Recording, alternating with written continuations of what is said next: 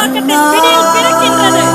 தமிழக அரசியலில் அசைக்க முடியாத சக்திகள் நம் அரங்கம் நோக்கி அடியெடுத்து வைக்கிறார்கள். எங்கள் மாவட்டத்தின் கலங்கரை விளக்கம் அன்பு அண்ணன் பூக்கடை SKM குமார் அவர்களும், அரசியல் முதிர்ச்சியின் அடையாளமாய் திகழும் தலைவர் VS பாபு அவர்களும், எங்களின் உரிமை குரலாய் நாளைய சட்டமன்ற நாயகனாய் உலாவரும் ஆதவ் அர்ஜுனன் அவர்களும், வார்த்தை ஜாலங்களால் நம்மை வசீகரிக்க வரும் அண்ணன் ராஜ்மோகன் அவர்களும் இதோ நம்மிடையே வந்துவிட்டார்கள். கைத்தட்டல்கள் அடங்கக்கூடாது, ஆரவாரம் குறையக்கூடாது. வருக வருக என அன்புடன் வரவேற்கிறேன்.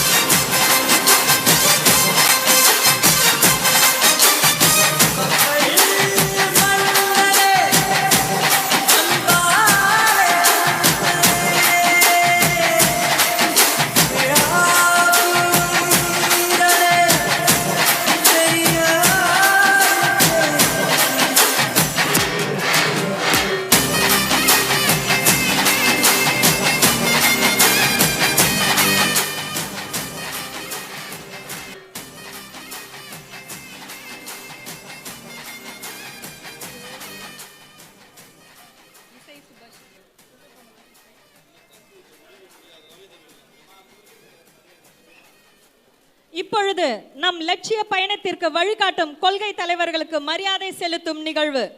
பெண்ணுரிமை காத்த பெரியார், சமூக நீதி காவலர் அண்ணல் அம்பேத்கர், கல்வி தந்தை காமராஜர், வீரமங்கை வேலு நாச்சியார், மக்கள் சேவகர் அஞ்சலை அம்மாள் ஆகியோரின் திருவுருவ படங்களுக்கு நமது மாவட்ட செயலாளர் அண்ணன் பூக்கடை குமார் அவர்கள் தலைமையில் வருகை தந்துள்ள அனைத்து தலைவர்களும் இப்பொழுது மலர் தூவி மரியாதை செலுத்துகிறார்கள். இது வெறும் மலர் தூவல் மட்டுமல்ல, அவர்களின் கொள்கை வழியில் நாம் பயணிப்போம் என்பதற்கான அடையாளம் செலுத்துகிறார்கள். இது வெறும் மலர் தூவல் மட்டுமல்ல, அவர்களின் கொள்கை வழியில் நாம் பயணிப்போம் என்பதற்கான அடையாளம்.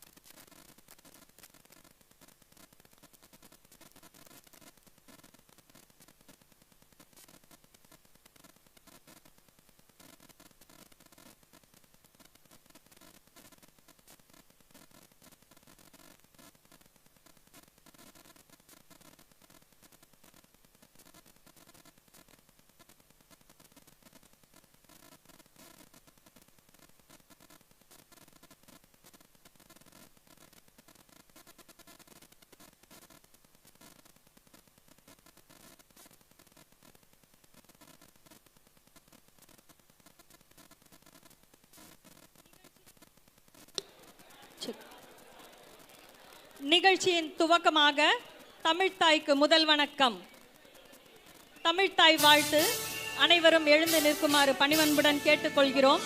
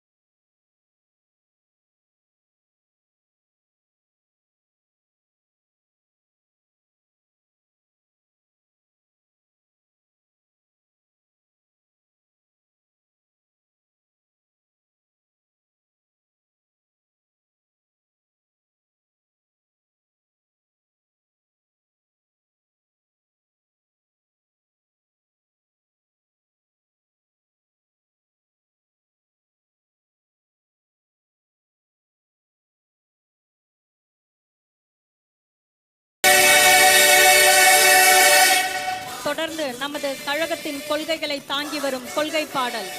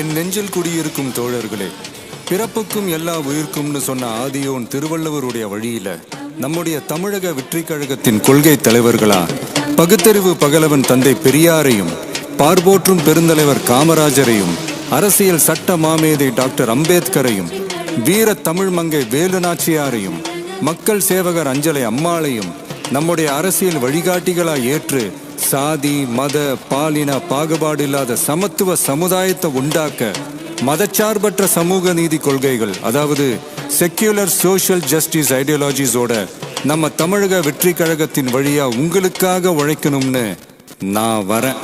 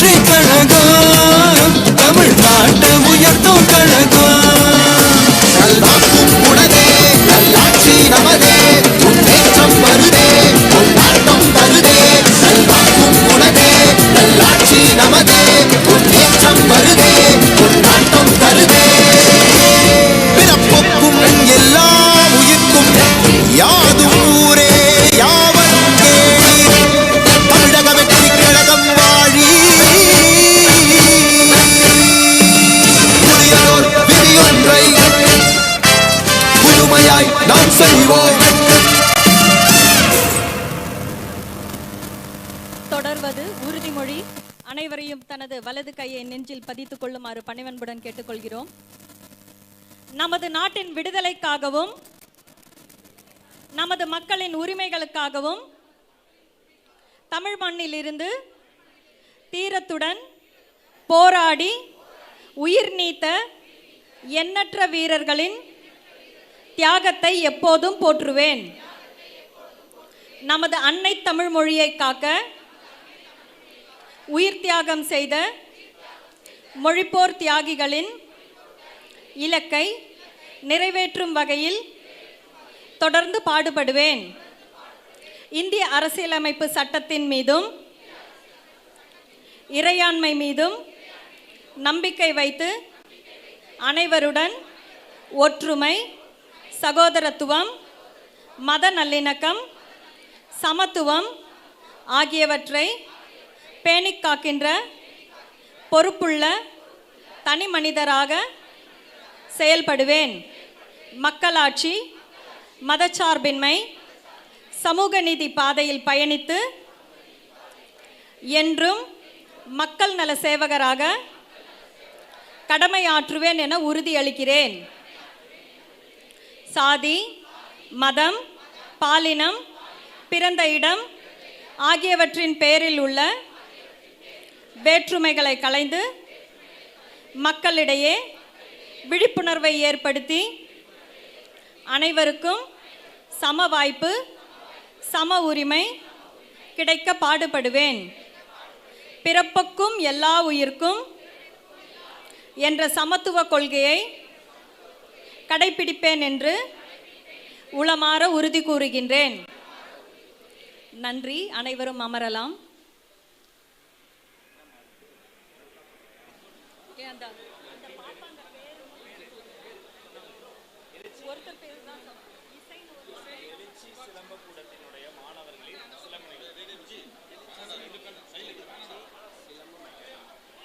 எழுச்சி சிலம்பம் அகாடமி பேர் வந்து இசை இசை இசை சுபாக்ஷி சுபாக்ஷி. நிகழ்ச்சியின் துவக்கமாக எழுச்சி சிலம்பம் அகாடமி மாணவிகள், ஐயோ எவ்வளவு சின்ன பசங்கப்பா, அரங்கம் நிறைந்த கைத்தட்டல் கொடுக்கலாமே. இசை மற்றும் சுபாக்ஷினி அவர்கள் இதோ உங்களை மகிழ்விக்க சிலம்பத்துடன் உங்களை வரவேற்க காத்திருக்கிறார்கள். அனைவரும் கரவொலிகளை தொடர்ந்து அளித்த இந்த சின்ன குட்டி குழந்தைக்கு வருங்கால சுடர், மகளிர் சுடருக்கு பெருமை சேர்க்குமாறு அன்புடன் கேட்கிறேன்.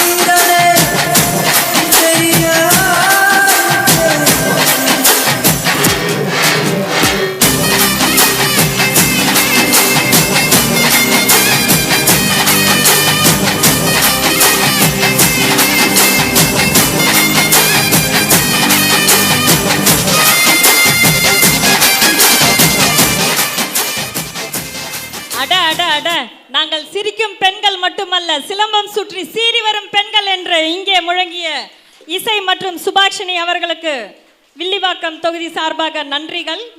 எழுச்சி சிலம்பம் கூடம் அகாடமி அவர்களுக்கும் நன்றிகள்.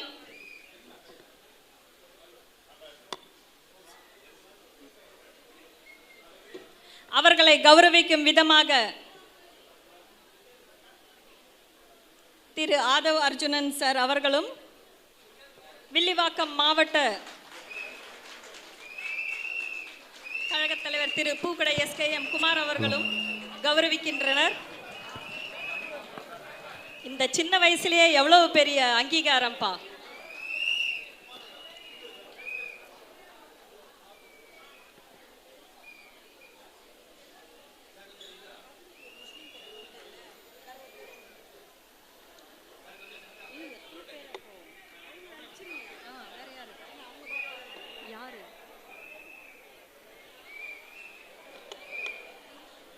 மிகச்சிறந்த பொன்னான தருணம்.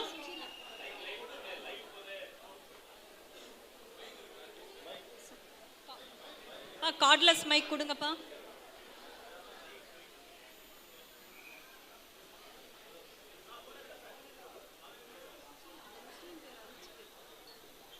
ஹலோ, சுபாக்ஷி. SKDD primary school. நீங்க உங்க பேரு? இசை சாய்ஸ்ரீ. எத்தனை வருஷமா பிராக்டிஸ் பண்றீங்க? 2 வருஷமா. 2 வருஷமா. என்ன வயசு? 6 வயசு. 6 வயசுல 2 வருஷமா. 4 வயசுல இருந்து பிராக்டிஸ் பண்ணிட்டு இருக்கீங்களா? சரி, இப்போ என்ன வேணும் உங்களுக்கு? என்ன வேணும்? ஷூ வேணுமா? ஷூ. ஷூ வேணுமா? ஷூ வாங்கி கொடுத்துடலாமா? ஓகே. உங்களுக்கு மட்டும் வேணுமா? உங்க அக்காக்கு வேணுமா? அக்காக்கு. உங்க அக்காவுக்கு வேணுமா? சரி, ஓகே. பா, ஒரு ஷூ, 2 ஷூ வாங்கணும். ஓகே. இப்போ நம்ம மீட்டிங் முடிஞ்சோன்னா வாங்க போலாமா? நம்ம 2 பேரும் கடைக்கு போலாமா? ஓகேவா? சரி, ஓகே, டன். தனக்கு மட்டுமல்ல தனது தமக்கைக்கும் சேர்த்து அப்பா சிலம்பு சூத்திரத்துக்கு ஷூ வாங்கி கொடுக்கறாங்க இசை. நன்றி அவர்கள். பரவாயில்ல. போச்சு வருஷம் போச்சு. நீங்க தான் போச்சா? ஓகே.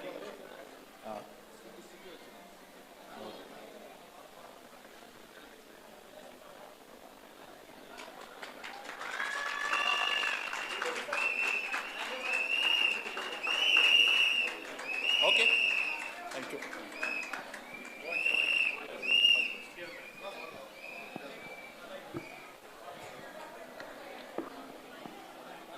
மேடையில் நாற்காலிகள்.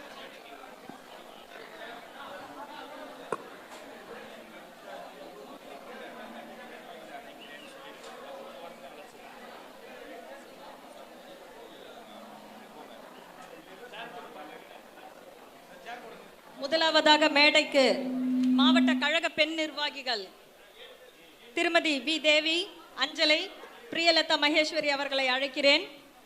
தொடர்ந்து மகளிர் அணி அமைப்பாளர் திருமதி சி தமிழ்ச்செல்வி அவர்களையும் அழைக்கிறேன். வில்லிவாக்கம் மட்டுமல்ல தளபதியை தன் மூச்சென திகழும் பெண் சக்தி திருமதி தளபதி லட்சுமி அவர்களையும் உங்கள் கரவொலியுடன் மேடைக்கு அழைக்கிறேன். தொடர்ந்து வில்லிவாக்கம் கிழக்கு மற்றும் மேற்கு பகுதி பெண் நிர்வாகிகள் திருமதி தனலட்சுமி, திருமதி நிர்மலா, திருமதி சுசீலா அவர்களையும் மேடைக்கு அழைக்கிறேன்.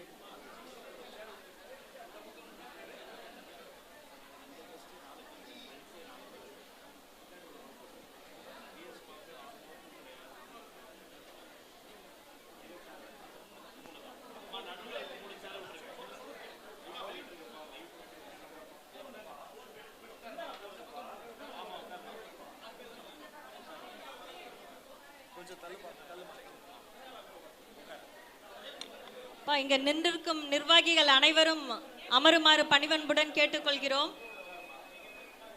எல்லாருமே தயவு செய்து அவர்களுடைய இருக்கையில் அமருமாறு மிக பணிவன்புடன் கேட்டுக்கொள்கிறோம்.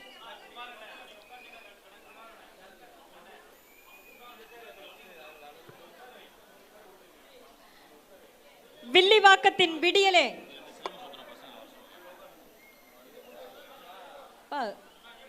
எழுச்சி சிலம்பக்கூடம் மாணவிகள் இசை மற்றும் சுபாஷினி மேடைக்கு அழைக்கிறோம்.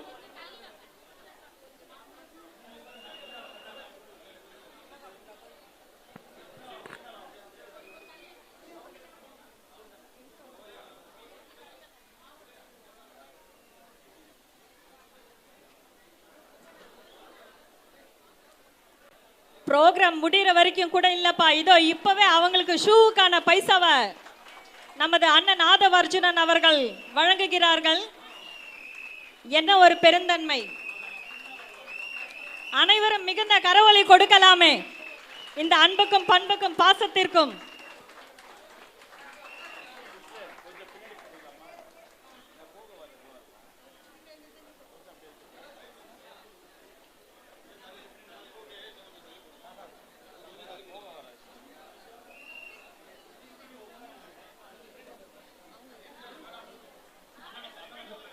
வில்லிவாக்கத்தின் விடியலே, எங்கள் வீட்டு பிள்ளையாய், எங்களின் உரிமை குரலாய் சட்டமன்றம் செல்லவிருக்கும் வெற்றி திருமகனே, காலம் நமக்காக காத்திருக்கிறது. இந்த தொகுதி உங்களுக்காக காத்திருக்கிறது.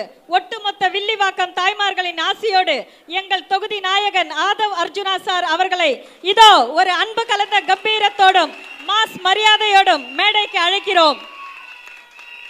மேடை உங்கள் வருகைக்காக காத்துக் கொண்டிருக்க சார். அரசியல் களத்தின் அனுபவ முதிர்ச்சியே, கழகத்தின் அசைக்க முடியாத தூணே, எங்களின் வழிகாட்டியாய் எந்நேரமும் மக்கள் பணியில் ஜொலிக்கும் தலைவர் VS பாபு அவர்களை அன்பு கலந்த கம்பீரத்தோடும் மிகுந்த மரியாதையோடும் மேடைக்கு அழைக்கிறோம்.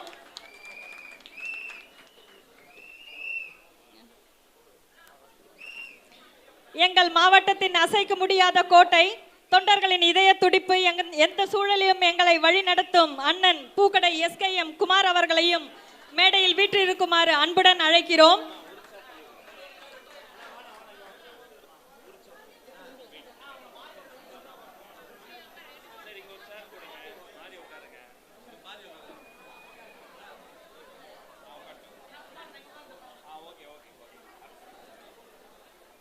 வார்த்தைகளால் வசீகரிக்கும் மந்திரவாதி, தன்னம்பிக்கை பேச்சால் தமிழ் இளைஞர்களின் இதயத்தை வென்றவர், எங்களின் கருத்து பெட்டகமாய் மேடை பேச்சின் மாடன் நாயகன் அண்ணன் ராஜ்மோகன் அவர்களையும் உங்கள் மிகுந்த கரவொலியுடன் வருக வருக என நிகழ்ச்சிக்கு வரவேற்கிறோம்.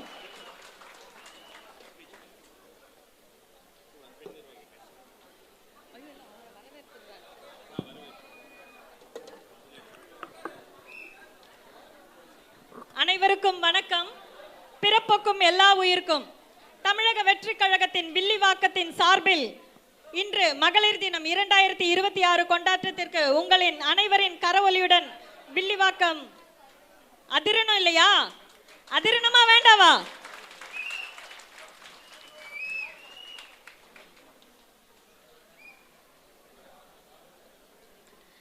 பெண்மையை போற்றும் உன்னத தலைவர், தமிழக வெற்றி கழகத்தின் நாயகன் தலைவர் தங்க தளபதி திரு விஜய் அவர்களுக்கு வில்லிவாக்கம் மகளிர் சார்பாக அன்பு வணக்கம். மகளிருக்கு முன்னுரிமை கொடுக்கும் பொதுச் செயலாளர் என் ஆனந்தண்ணன் அவர்களுக்கு பாச வணக்கம்.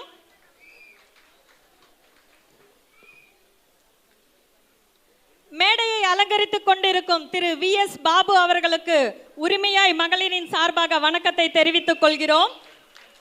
வில்லிவாக்கம் மண்ணின் மைந்தன் கழக மாவட்ட தலைவர் பூக்கடை SKM குமார் அண்ணன் அவர்களுக்கும் உங்களது கரவொலி வணக்கத்தை தெரிவித்துக் கொள்கிறோம்.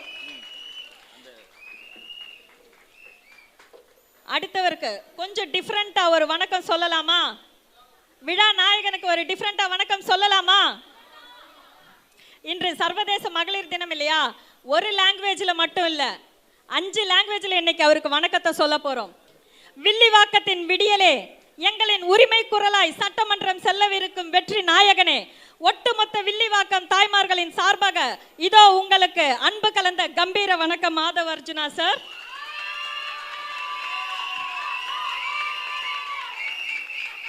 ஒன்னு முடிஞ்சிச்சுப்பா, ரெண்டாவது. On behalf of all the women here, we see in you a visionary leader who will transform Villivakkam into a modern constituency. We are ready to march with you, sir. மூன்றாவதாக, आज हमें आप जैसे युवा नेता की शक्त विल्लीवाकम को जरूरत है सर. हम सब महिला आपके साथ खड़े होते हैं सर. నాలుగవదా, మీ అలాంటి మంచి నాయకుడు మా లోపల ఉంటే విల్లివాకం చాలా బాగా అభివృద్ధి అవుతుంది సార్. ஐந்தாவதாக, அண்டை மாநிலமான மலையாளம், വില്ലിവാക്കത്തിന്റെ പുതിയ പ്രതീക്ഷയായ ആദവ് അർജുന സാറെ ഇവിടെ ഒരുങ്ങിയുള്ള എല്ലാ സ്ത്രീകളുടെ പേരിൽ നിങ്ങളെ ഞങ്ങൾ സ്വാഗതം ചെയ്യുന്നു. எப்பயும் சொல்ற மாதிரி சூரியன் சுடும், இலை வாடும், தாமரை கருகும், ஆனால் இந்த விசில் மட்டும் வாடாது, கருகாது, சுடாது என்று கூறி அடுத்ததாக நமது மாவட்ட கழக துணை செயலாளர் திருமதி வி தேவி அவர்களை உங்கள் முன் உரையாற்ற அழைக்கிறேன்.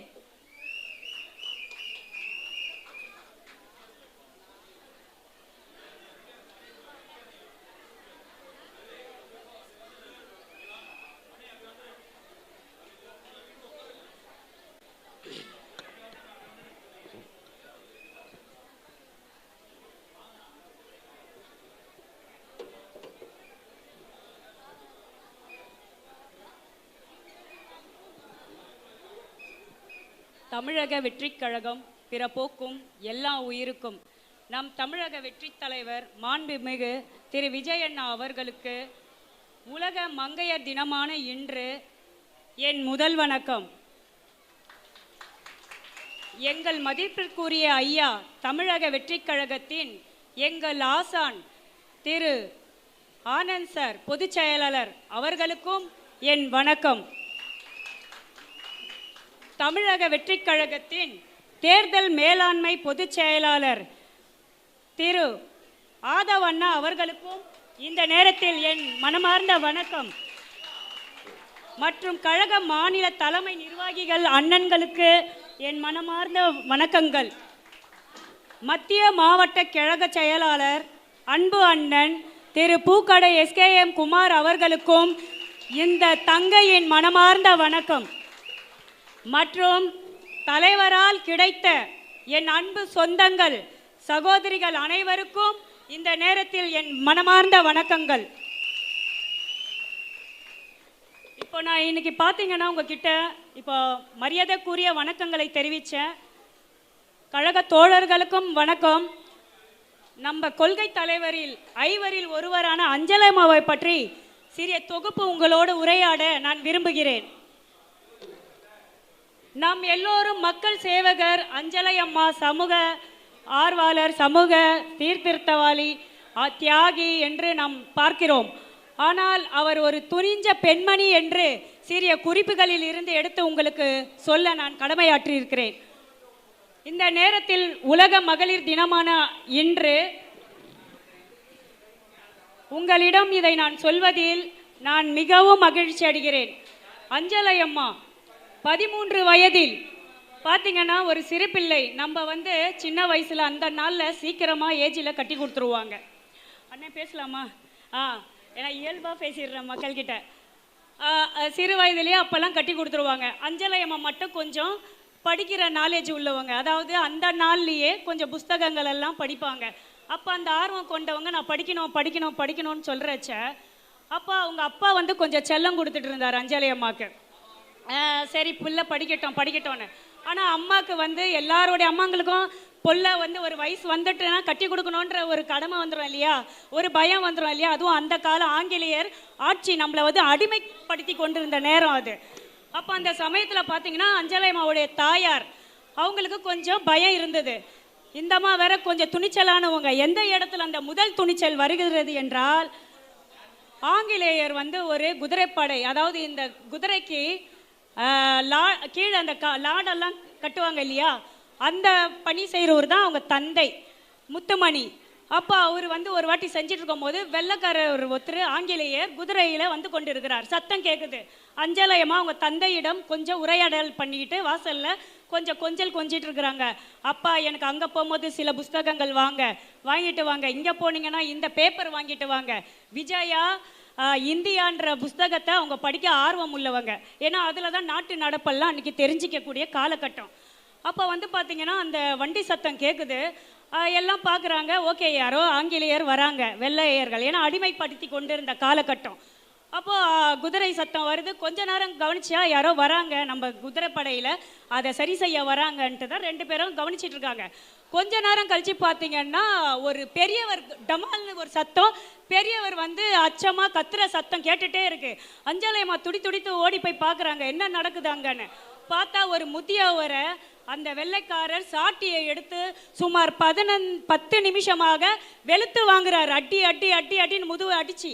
அப்போ அவர் சத்தம் போடும் போது இந்த அம்மா ஓடி போயிட்டு அந்த இடத்த முதல் துணிச்சல், அதாவது அந்த இடத்துல தான் அவங்களுக்கு அந்த துணித்தல் வந்து அவங்கள பிடிச்சி என்ன செய்கிறீங்க, வயசில் பெரியவர், இவரை போய் இப்படி தாக்கலாமான்னும் போது என்னுடைய குதிரை வண்டியை ஸ்பாயில் பண்ணிட்டாரு, இவர் இடையில சடனாக வந்து ஆக்சிடென்ட் பண்ணிட்டாரு, பாரு குதிரை எப்படி விழுந்து கிடக்கு, அந்த வண்டி எப்படி விழுந்து கிடக்கு. ஆனால் மனிதரை எப்படி வழி நடத்துகிறாங்க பாருங்க. 5 அறிவு ஜீவன் அந்த வண்டிக்காக வேண்டி இவர் தோலை உரிச்சிட்டு இருக்கிறாங்க, அடிமைப்பட்ட காலம். அப்போ இவங்க போய் கேட்டுட்டு உடனே என்ன பண்ணுறாங்க, சேலையை எடுத்து அந்த ஆப் சாரியை எடுத்து உடனே அவரை துடைச்சி க்ளீன் பண்ணி அவரை துடைச்சி ஒரு சொம்பு தண்ணியை கொடுத்த உடனே இவர் அப்பாவுக்கு வந்து வயிற்றுல தண்ணி இல்லை. அடாடா நம்ம பொண்ணு வாழ்க்கை அவ்வளோதான், ஏன்னா அடிமைப்படுத்தி வச்சிட்டு இருக்காங்க. சும்மா சொன்னாலே தூக்கிட்டு போயிடுவாங்க. நம்மளுக்கு அவ்வளோ பிரச்சனை அந்த காலகட்டத்தில். அப்போ ஐயோ நம்ம பொண்ணுக்கு வந்து அவ்வளோதான் முடிஞ்சதுன்னா அவங்க அம்மா ஒரு பயம், அப்பா பயம். உடனே போய் அவங்க அப்பா போய் அந்த ஜார்ஜ் அவர் பேர் அந்த ஆங்கிலேயரிடம் போய் மண்டாடுகிறார். அப்பா என் பொண்ணு தெரியாமல் பண்ணிட்டாங்க, கொஞ்சம் மன்னிச்சிடுப்பா, கருணை காட்டுப்பா, அது என் பொண்ணு தான்ப்பான்னு, உங்கள் பொண்ணாக இருக்கோ நான் விட்டுட்டு போகிறேன்ட்டுன்னு போயிடுறாரு. அதுதான் முதல் பெண்மணி துணிச்சல். அதே அவர்கள் 2வது இடத்தில் திருமணமாகி அப்புறம் காலங்காலம் நான் உங்களுக்கு ஷார்ட்டாக சொல்லிடுறேன், நீங்கள் வரலாறை போய் பார்த்தீங்கன்னா ரொம்ப அருமையாக உள்ளது அஞ்சலையம்மாது. 2ஆம் திருமணம் ஆயிடுச்சு, கல்யாணம் பண்ணி கொடுத்துட்றாங்க காலங்காலமாக.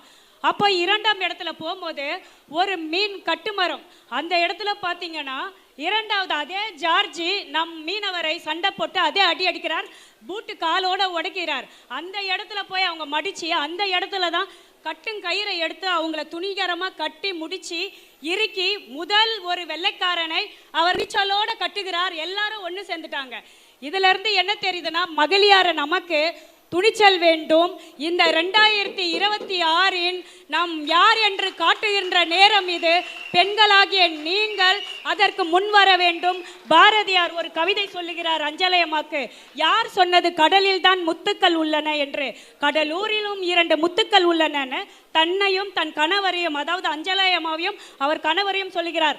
ஆனால் இங்கே நம் பெண்களுக்கு ஒவ்வொரு கணவர்களும் அண்ணன்மார்களும் தம்பிமார்களும் நமக்கு ஒத்துழைமை பண்ணி இந்த தமிழக வெற்றி கழகத்துக்கு அனுப்பி அவர்கள் அழகு பார்க்கின்றார்கள். அவர்களும் முத்துக்கள் தான் என்று இந்த இடத்திலே பதிவு செய்கின்றேன்.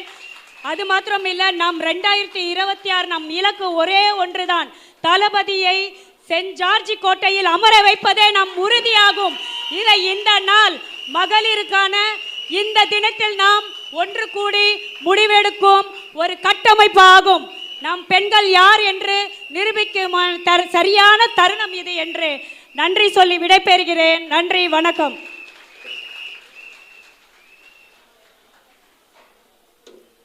நன்றி. அடுத்ததாக மாவட்ட மகளிர் அணி அமைப்பாளர் திருமதி தமிழ்ச்செல்வி அவர்களை உங்கள் முன் உரையாற்ற அழைக்கிறேன். அனைத்து மகளிருக்கும் வணக்கம். தமிழக வெற்றி கழகத்தின் தங்கமான தளபதிக்கும் அதற்கு மெருகூட்டும் வகையில் இங்கு விளங்கும் ஆதவர்ஜுன ஐயா அண்ணன் அவர்களுக்கும் உழைப்பவர்களுக்கு முன்னுரிமை தரும் எங்களது சென்னை மத்திய மாவட்ட கழக செயலாளர் SKM பூக்கடை குமார் அவர்களுக்கும் எனது வணக்கங்கள். மங்கையராய் பிறந்திட மாதவம் செய்திட வேண்டும். இந்த ஒரு வார்த்தை நம்ம எல்லாருக்கும் எப்போ தெரியுங்களா? ரொம்ப வருஷத்துக்கு முன்னாடியே தெரியும். மங்கையார் பிறந்திட மாதவம் செய்திட வேண்டும். ஆனால் இப்போ பார்த்தீங்கன்னா அந்த டைட்டில் திருடி திமுகவினர் அவங்க தான் அந்த டைட்டிலையே வச்ச மாதிரி மங்கையாய் பிறந்திட மாதவம் செய்திட வரும். அது ஏன் அவங்க வச்சாங்கன்னு கேட்டால், மகளிர் சுய உதவி கடன் தராங்களாம், மகளிர் சுய உதவி திட்டம் கொடுக்குறாங்களாம். இதெல்லாம் சொல்கிற நீங்கள் மகளிருக்கு சரியான பாதுகாப்பு தரலை. ஏன் சொல்லிட்டு பார்க்குறோன்னா, 25,000க்கும் மேற்பட்ட போஸ்கோ கேஸ் ஃபைல் ஆகிருக்கு, 1800க்கும் மேலே போஸ்கோ கேஸ் ஃபைல் ஆகிருக்கு. நீங்கள் பாதுகாப்பு கொடுக்குறீங்கன்னு சொன்னீங்கன்னா இந்த கேஸ் எல்லாம் ஏங்க ஃபைல் ஆகுது? இந்த 2026 தளபதி அவர்கள் மகளிருக்கு முக்கியமான பாதுகாப்பை தந்து வழிநடத்துவார். நமது சின்னமான விசில் சின்னத்திற்கு நம்ம மகளிர் அனைவரும் வாக்களித்து வெற்றி பெற செய்ய வேண்டும் என்பது என்னுடைய தாழ்மையான வேண்டுகோள். நமக்கு நல்லது நடக்கணும்னா நம்ம தளபதியால் மட்டும்தான் முடியும். பெண்களுக்கு முக்கியத்துவம் கொடுக்கும் ஒரே தலைவர் நமது தலைவர் தளபதி விஜய் அண்ணா அவர்களுக்கு நீங்கள் எல்லாருமே ஒத்துழைக்கணும்னு சொல்லிட்டு மகளிர் அணி சார்பாக கேட்டுக்கொள்கிறேன். நிறைய பேசணும்னு ஆசை, நமக்கான டைம் இல்லாததுனால சுருக்கத்தோடு முடித்துக் கொள்கிறேன். நன்றி, வணக்கம்.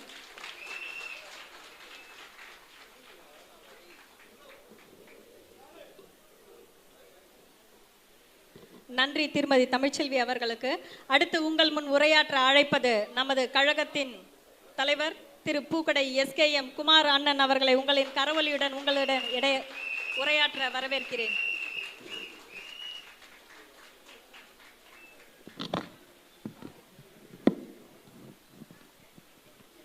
நாளைய தமிழக முதல்வர் தளபதி அவர்களை வணங்கி நம்மளெல்லாம் வழிநடத்தி கொண்டிருக்கின்ற மாநில பொதுச்செயலாளர் அண்ணன் எங்கள் வழிகாட்டி அவர்களையும் வணங்கி இந்த வில்லிவாக்கம் சட்டமன்ற தொகுதி இன்று மகளிர் தின விழாவுக்கு வருகை தந்துள்ள அண்ணன் ஆதனவண்ணன் அவர்களே மற்றும் பாபண்ணன் அவர்களே, இந்த விழாவுக்கு வருகை தந்துள்ள தமிழக சிங்கப்பெண்கள் அவர்களே, அனைவருக்கும் என்னுடைய முதற்கண் வணக்கம்.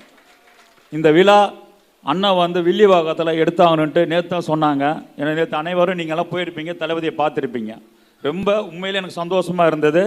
வில்லிவாக்கம் தொகுதியில் மீடியாவில் அவ்வளோ பேர் தெரிஞ்சாங்கண்ணா. நேற்று அனைவரும் ரொம்ப சந்தோஷப்பட்டேன். நான் உண்மையிலே வில்லிவாக்கம் தொகுதியை ஃபுல்லாக மீடியா ஃபுல்லாக கவர் பண்ணிட்டாங்க. இருந்தாலும் அண்ணன் வில்லிவாக்கம் தொகுதிக்கு நம்ம மகளிருக்குன்னு ஒரு ஃபங்க்ஷன் பண்ணி ஆகணுன்னு அண்ணன் நேற்று சொன்னாங்க. இன்றைக்கி ரெடி பண்ணிட்டோம்.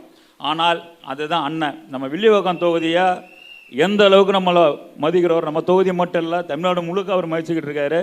ஆனால் நாம் இந்த வில்லிவாக்கம் தொகுதியில் தளபதியுடைய சின்னம்தான். இனிமேல் விசில் பறந்துக்கிட்டே இருக்கணும். விசிலை பறக்க வைக்கிறது உங்கள் கையில் தான் இருக்குது. அனைவரும் அண்ணன் வெளியில் கிளம்புறாரு. ஷார்ட்டாக பேசுனால தான் எல்லாத்தையும் கொஞ்சம் ஷார்ட்டாக பேச வச்சிட்டேன். யாரும் தவறாக நினைக்காதீங்க.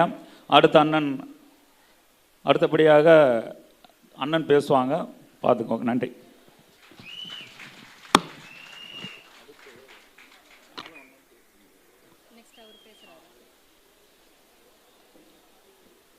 நன்றி அண்ணே.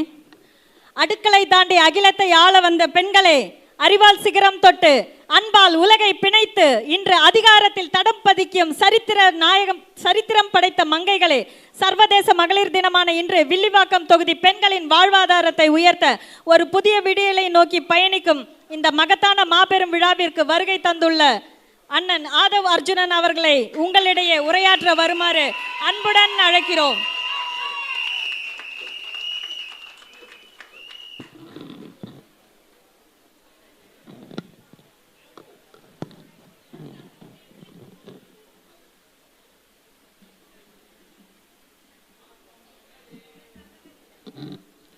தெய்வத்தால் ஆகாதெனினும் முயற்சிதன் மெய்வருத்த கொளி தரும். மாவட்ட கழக துணை செயலாளர் திருமதி தேவி அவர்களே, மாவட்ட மகளிரணி அமைப்பாளர் திருமதி தமிழ்ச்செல்வி அவர்களே, மாவட்ட மகளிரணி தளபதி லட்சுமி அவர்களே, நிர்வாகிகள் திரு தனலட்சுமி அவர்களே, நிர்மலா அவர்களே, திருமதி ரகமத் நிஷா அவர்களே, அண்ணன் திரு VS பாபு அவர்களே, கழக மாவட்ட செயலாளர் பூக்கடை அண்ணன் குமாரன் அவர்களே, கழக துணை பொதுச் செயலாளர் ராஜ்மோகன் அவர்களே, எல்லோருக்கும் என்னுடைய வணக்கம். கழக தலைவர் 2026 நம்மளுடைய முதல்வர் அண்ணன் விஜய் அவர்களுக்கு என்னுடைய வணக்கத்தை தெரிவித்து, உங்களுக்கு எல்லாம் மகளிர் தின வாழ்த்துக்கள். நேற்றிலிருந்தே ஆரம்பிச்சிருச்சு. அண்ணன் ஆரம்பிச்சிட்டாரு. தம்பி இங்கே உங்களோட சேர்ந்து உங்களோட இருந்து அண்ணன் கேட்டார், வெள்ளிவாக்கம் மட்டும் ஃப்ரண்ட்டில் நல்லா தெரிஞ்சு அப்படின்னு. ஏன் அப்படின்னா அதுவும் நம்ம ஏற்பாடு தான். இனிமேட்டு வெள்ளிவாக்கம் தான் எப்பயுமே ஃப்ரண்ட்டில் இருக்கும். நான் அப்பயே சொல்லிட்டேன், அண்ணன் மனசு வட சென்னையில் இருக்குது. வட சென்னையில் எங்கேயோ ஒரு இடத்துல நிற்க போகிறாரு. அதுலேயும் குறிப்பாக வெள்ளிவாக்கம் இல்லை பெரம்பூரில் தான் நிற்கணும்னு அவர் மனசு இருக்கு. அந்த மாதிரி ஒரு 6 தொகுதி நிற்கணும்னா அதுக்கான களப்பணிகள் நம்ம செஞ்சுக்கிட்டே இருக்கிறோம். அப்போ நம்ம தலைவரோட மெசேஜராக நான் இங்கே வந்து நிற்கிறேன் உங்கள் முன்னாடி. மகளிர் தின சிறப்பு வாழ்த்துக்கள். அம்மாவாக இங்கே இருக்கக்கூடிய, அக்காவாக இருக்கக்கூடிய, தங்கையாக இருக்கக்கூடிய, தோழியாக இருக்கக்கூடிய உங்களுடைய எல்லோருக்கும் என்னுடைய மனமார்ந்த மகளிர் தின வாழ்த்துக்கள். நேற்று ஃபஸ்ட் டே கொண்டாடிட்டோம். ஒன்றும் புரியல திமுகவுக்கு. என்னடா அது 2 மாசமா அண்ணனை அப்படி திட்டி பார்த்தாங்க, இப்படி திட்டி பார்த்தாங்க, என்னென்னலாம் போய் சொன்னாங்க, அப்படி போய் சொன்னாங்க, இப்படி போய் சொன்னாங்க. ஆனால் நேற்று அவர் பேசின ஒரு 20 நிமிஷத்து பேச்சில் மொத்தமாக தூக்கி எறிஞ்சு காற்று போயிட்டே இருந்துச்சு. பாவம் முதலமைச்சர் ஸ்டாலின் அண்ணன் ஐயா அவர்கள் என்ன பண்ணணுன்னே தெரியல. இன்னும் அவதூறுகள்லாம் பேசணும், எவ்வளோலாம் பேசலாம், என்னென்னலாம் பேசலாம். அதாவது ஒரு கட்டமைப்பை உருவாக்குறாங்களாம். திமுக தான் மகளிருக்கு வந்து ஒரு சிறந்த பாதுகாப்பா. 2011 அந்த அம்மா சொன்னாங்க, ஒரே பிரச்சாரம் தான் சொன்னாங்க, இந்த திமுக திருப்பி ஆட்சிக்கு வந்துச்சுன்னா ஒரு பெண்கள் கூட ரோட்ல நடமாடவே முடியாது. 2026 திருப்பி நான் சொல்றேன், இவங்க ஆட்சிக்கு வந்துட்டாங்கன்னா ஒருத்தனும் ரோட்ல நடமாடவே முடியாது. 2 வயசு குழந்தைய ரேப் பண்றாங்க. யாருன்னா திமுக காரன். சரி, ஒரு ஏர் இந்தியாவில் போய் ஃப்ளைட்ல போய் இங்க இருந்து டெல்லிக்கு அமைதியா போக வேண்டியதானே. பாக்குற பொண்ணெல்லாம் கையை பிடிச்சி இழுக்கிறதா இன்னைக்கு திமுக. என்னடா கட்சியை வளர்த்துருக்கீங்க? இதுக்கு ஒரு தலைவர், இதுக்கு ஒரு மகளிர் அணி. அக்கா கனிமொழி அக்கா ரொம்ப சாரி. உங்க அப்பாவுக்கு அப்புறம் நீங்க இந்த கட்சியில இருந்து ரிசைன் பண்ணிட்டு போயிருக்கலாம். பாவம். இன்னைக்கு பரிதாபமா இருக்கிறதே அக்கா கனிமொழி அக்கா தான். ஏன்னா டெய்லி இவங்க பண்ற கூத்த பார்த்துக்கிட்டு மீடியாவை பார்த்தாலே அக்கா கனிமொழி அக்கா ஓடிடுவாங்க. ஏன்னா திமுக காரன் பேச்சு எடுத்தாலே அந்த மகளிரை கையை பிடிச்சி இழுக்கிறது, இந்த மகளிரை வந்து துரத்துறது, இப்படி ரேப் பண்றது, இப்படி ஒரு கட்சியை உருவாக்கிட்டு முதலமைச்சர் என்னன்னே தெரியல டெய்லி கண்ணை மூடி நடந்துகிட்டே இருக்கிறாரு. அதுல இந்த கூட்டணியை உருவாக்கின பிறகு, காங்கிரஸ் சைன் போட்ட பிறகு அப்படியே ஒரு தைரியம் வந்துருச்சான். அப்படியே பயங்கரமான தைரியம் வந்துருச்சான். உடனே தமிழக வெற்றி கழகம் காங்கிரஸ் கோட்டை விட்டுருச்சு. அப்பா சாரி, அப்பான்னு சொல்லக்கூடாது. அவரை முதலமைச்சர் ஸ்டாலின் சார் 20 வருஷமா உங்க கூட இருந்தவனையே உங்களால குடும்பம் நடத்த முடியாம பல சண்டைகள் போட்டு, பல திரைமறைவுகள்ல வந்து பல நாடகங்கள் நடத்தி, கொடுக்க வேண்டியவங்களுக்கெல்லாம் கொடுத்து, பெட்டியை கொடுக்கறதெல்லாம் கொடுத்து, கடைசியில சைன் போட வச்சு நம்ம அவர் பேரை சொல்லல, செல்வம் தான் அவர் பேரு. செல்வம் இருக்கிற இடத்துல தான் அவர் இருப்பாரு. அவர் வச்சு சைன் போட்டு அதுக்கு ஒரு கூட்டணின்னு வச்சு கேட்டா மதசார்பற்ற கூட்டணியா. அது மதசார்பற்ற கூட்டணி இல்ல, கல்லாப்பட்டி கூட்டணி. தலைவர் கரெக்டா சொன்னார், பெட்டியை கொடுத்தாதான் சைனு. அப்படி ஒரு கூட்டணியை உருவாக்கிட்டு போன வாரம்லாம் ஒரு வண்டியை ஓட்டிட்டு இருந்தாங்க. அப்புறம் அவதூறு. நாங்கெல்லாம் கலைஞரை பத்தி பேச ஆரம்பிச்சா என்ன ஆகும்? எங்க வேலை அது கிடையாது. எங்க அண்ணன் தெளிவா சொல்லிட்டார், மக்கள் பிரச்சனையை நம்ம ஃபோக்கஸ் பண்ணுவோம். என்ன மக்கள் பிரச்சனை இன்னைக்கு? 2 வயசு குழந்தையே ஒருத்தர் ரேப் பண்றாரு. 2 வயசு குழந்தைங்க. அது திமுக காரன்னா என்ன ஒரு அநியாயம். ஒரு ஏர் இந்தியால ஒரு விமான பணிப்பெண்ணை பார்த்து ஒரு தவறான ஒரு சிந்தனையோட அவங்கள தொடர்றது எவ்வளவு பெரிய ஒரு கேவலமான சிந்தனை திமுகக்கு. அப்ப இந்த திமுகக்கு என்ன பிரச்சனை? எதிர்கட்சியா இருக்கும்போது ஒரு நல்ல கட்சியா இருக்கும். ஆளுங்கட்சியாச்சுன்னா அந்த அதிகாரமும் பணமும் வந்தவொடனே எங்க பிரச்சனை அதிகமாகும்னா அவனுக்கு அது அதிகாரம் தான் ஒரு மிகப்பெரிய பிரச்சனையா மாறும். அந்த அதிகாரம் வந்தவொடனே எதெல்லாம் கண்ணில் பார்க்கறதெல்லாம் அடையணும். ஒரு நிலத்தை பார்த்தா தூக்கணும், பெண்களை பார்த்தா ஒரு கேவலமான ஒரு சிந்தனை. அப்படி ஒரு கட்சியை வச்சுக்கிட்டு 26ல் நாங்கள் ஜெயிச்சிருவோம், 200 தொகுதியை ஜெயிச்சிருவோம். என்ன மனநிலைன்னே தெரியல அவங்களுக்கு. அப்ப இந்த அவதூறுக்கெல்லாம் நேற்று ஒரு சூப்பரா ஒரு பதில் கொடுத்தாரு. ஒரு 12 சத்தியம் கொடுத்தாரு. ஒரு 12 நான் முதலமைச்சர் ஆகும் பொழுது என்ன ப்ராமிஸ் கொடுத்தாரு? எடுத்தோன்னே சொன்னார், மகளிருடைய பாதுகாப்பு என்னுடைய நேரடி கண்காணிப்பில் இருக்கும். வேற யாரும் கிடையாது, இங்க நான் கண்காணிப்பேன். இதுக்கு ஒரு தனியா துறை உருவாக்கப்படும், ஸ்ட்ரெயிட்டா உருவாக்கப்படும். அதுக்கப்புறம் நீங்க என்ன 1000 ரூபாய் கொடுக்க, ஃபர்ஸ்ட் 1000 ரூபாய் ஒரு வருஷம் கொடுக்கவே இல்லை. கேட்டா சர்வே பண்ணிட்டு இருந்தாங்களாம். அந்த ஒரு வருஷம் முடிஞ்சிச்சு, 1.5 வருஷம் முடிச்சு. அதுக்கப்புறம் 1000 ரூபாய் கொடுத்தாங்க. திடீர்னு எலெக்ஷனுக்கு முன்னாடி ஒரு 5000 ரூபாய் போட்டுட்டு, உங்களுக்கெல்லாம் சம்மர் ஹாலிடேஸ் வருது. இப்பதான் நம்ம சென்னை முன்னாடி கிளைமேட் இஷ்யூல சுவிட்சர்லாந்து தான் இருந்துச்சு. நம்மலாம் ஏப்ரல் மாசம் மே மாசம்லாம் 5 டிகிரியில வாழ்ந்துட்டு இருந்தோம். பயங்கரமா குளிர் அடிக்கும். ஏப்ரல் மே ஜூன் மாசம்லாம் பாத்தீங்கன்னா அப்படியே குளிர் நடுங்கும். அவங்க அப்பா கருணாநிதி கலைஞர் ஐயா தான் நமக்கெல்லாம் சொட்டர் கொடுத்தாரு குளிர் அப்ப. அதுக்கப்புறம் போர்வை கொடுத்தாரு. குளிர் தாங்க முடியாது. கலைஞர் ஐயா காலத்திலேயே ஸ்டாலின் சாரோடைய ஃபர்ஸ்ட் 4 வருஷம் கம்பளிலாம் கொடுத்தாங்க. ஏன்னா நம்மளால ஏப்ரல் மாசமும் மே மாசமும் குளிர் தாங்க முடியல. குளிர்னாலே 100 பேர் செத்து போயிட்டாங்க தமிழ்நாட்டில். அவ்வளோ குளிர். டெல்லிலாம் குளிர் ஒண்ணுமே இல்லை. சென்னையில் அவ்வளோ பெரிய குளிர். திடீர்னு என்ன ஆயிடுச்சுன்னா சூரியன் உதிச்சிச்சு. எப்போ உதிக்குன்னா ஏப்ரல் மாசமும் மே மாசம் சூரியன் அதிகமாக உதிச்சிச்சு. அக்கா சிரிக்கிறாங்க பயங்கரமா. திடீர்னு சூரியன் உதிச்சு 45 டிகிரி வந்துருச்சு 5 டிகிரியில இருந்து. அதனால நம்மளுடைய முதலமைச்சர் ஸ்டாலின் சார் நம்ம இறக்கப்பட்டு மக்களை பார்த்து, இவ்வளோ குளிர்ல இருந்து வெயிலுக்கு வந்துட்டீங்களே, நீங்கெல்லாம் இந்த ஊரை விட்டு 5000 ரூபாய் கொடுக்குறேன், ஊட்டி கொடைக்கானல் பக்கம் போயிடுங்க, சென்னை பக்கம் இருக்காதீங்க.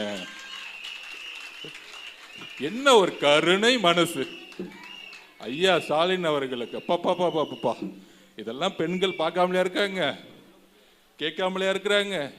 நீங்க அவதூறு சொல்றதெல்லாம் காதுல கொடுத்து கேட்பாங்கன்னு நினைக்காதீங்க. இந்த 5 வருஷம் நீங்க செய்த எல்லா அநியாயம் மனசுல ஏறி ஏறி ஏறி என்னைக்கு ஓட்டு போற மிஷினை வைப்பீங்க அன்னைக்கு பட்டனை உடைச்சாலும் உடைப்பாங்க. தேர்தல் கமிஷன் ஒரு ரிக்வெஸ்ட் கொடுத்துக்கிறேன், 1க்கு 2 மிஷினா வச்சுக்கோங்க. கோவத்துல விசில அமுக்க அமுக்க அமுக்க அமுக்க அந்த பட்டனே உடைஞ்சிரும். உதயசூரியன் பக்கம் கையே போவாது. ஏன்னா கோவமா போய் அனுப்புவாங்க. அந்த முதலமைச்சர் ஸ்டாலின் சார் முகத்தை பார்த்து நெத்தியில் எப்படி குத்துன்னு குத்துனா எப்படி இருக்கும், அந்த மாதிரி நேராக குத்துன்னு குத்திக்கிட்டே இருப்பாங்க கோவத்தில். இப்படி ஒரு 5000 ரூபாய் நம்மலாம் இன்ப சுற்றுலா குளிர் சுற்றுலா சொல்றதுக்கு ஒரு 5000 ரூபாய் கொடுத்துட்டு, நான் 5000 ரூபாய் கொடுத்துட்டேன், பெண்களே ஓட்டு போட்டுருங்க, 2 வயசு குழந்தைய ரேப் பண்றது என்னுடைய ஆட்சி இல்லை, உத்தரப்பிரதேசத்தில் நடந்துச்சு அப்படின்னு நாங்கள் பொய் சொல்லிடுவோம்.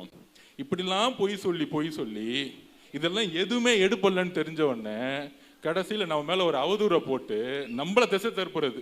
அப்படி ஆயிடுச்சு, இப்படி ஆயிடுச்சு, இவர் என்ன செஞ்சிட்டாரு, அவர் என்ன செஞ்சிட்டாரு.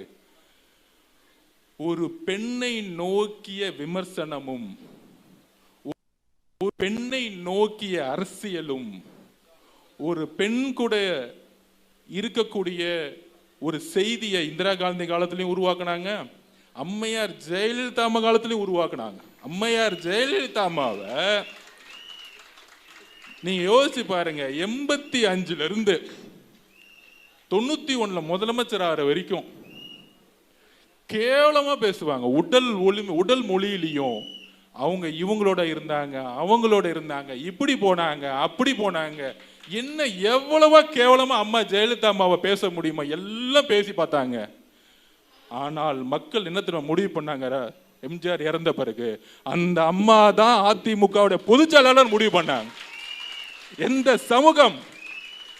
சமூகம் ஒரு பெண்ணை பார்த்து உடல் மொழியை பார்த்து நீ அவங்க கூட போயிட்ட இவங்க கூட போயிட்டன்னு சொன்ன அந்த சமூகத்திற்கு தக்க பதிலடி கொடுத்த மண் இந்த தமிழக மண்.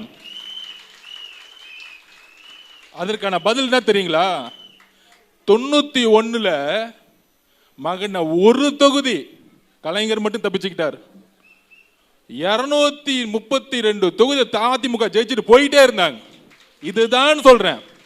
உங்களுடைய அவதூறுக்கான பதில் என்ன தெரியுங்களா, 82 அந்த அம்மா கட்சியில இருந்து ஆரம்பிச்சு இந்த மாதிரி எந்த பெண்ணை நோக்கி எவ்வளவு கேவலமா பேசினாங்களோ இந்த சமூகம் அப்படி பெண்களை வைத்து நம்மளுடைய தலைவரை தவறாக பேசும் பொழுது அவர் அமைதியா இருக்கிறாருன்னா ஒவ்வொரு பெண்கிட்ட இருக்கக்கூடிய எமோஷனல் நம்ம கனெக்ட் ஆகிட்டே இருக்கு. நீ என்ன வேணா திட்டிக்கோ, 5 வருஷம் நீ என்ன ஆட்சி பண்ண, அதுக்கு பதில் சொல்லு. இந்த தலைவர் சொன்னாரு, அதெல்லாம் கவலைப்படாதீங்க, அதை நான் பார்த்துக்கிறேன்.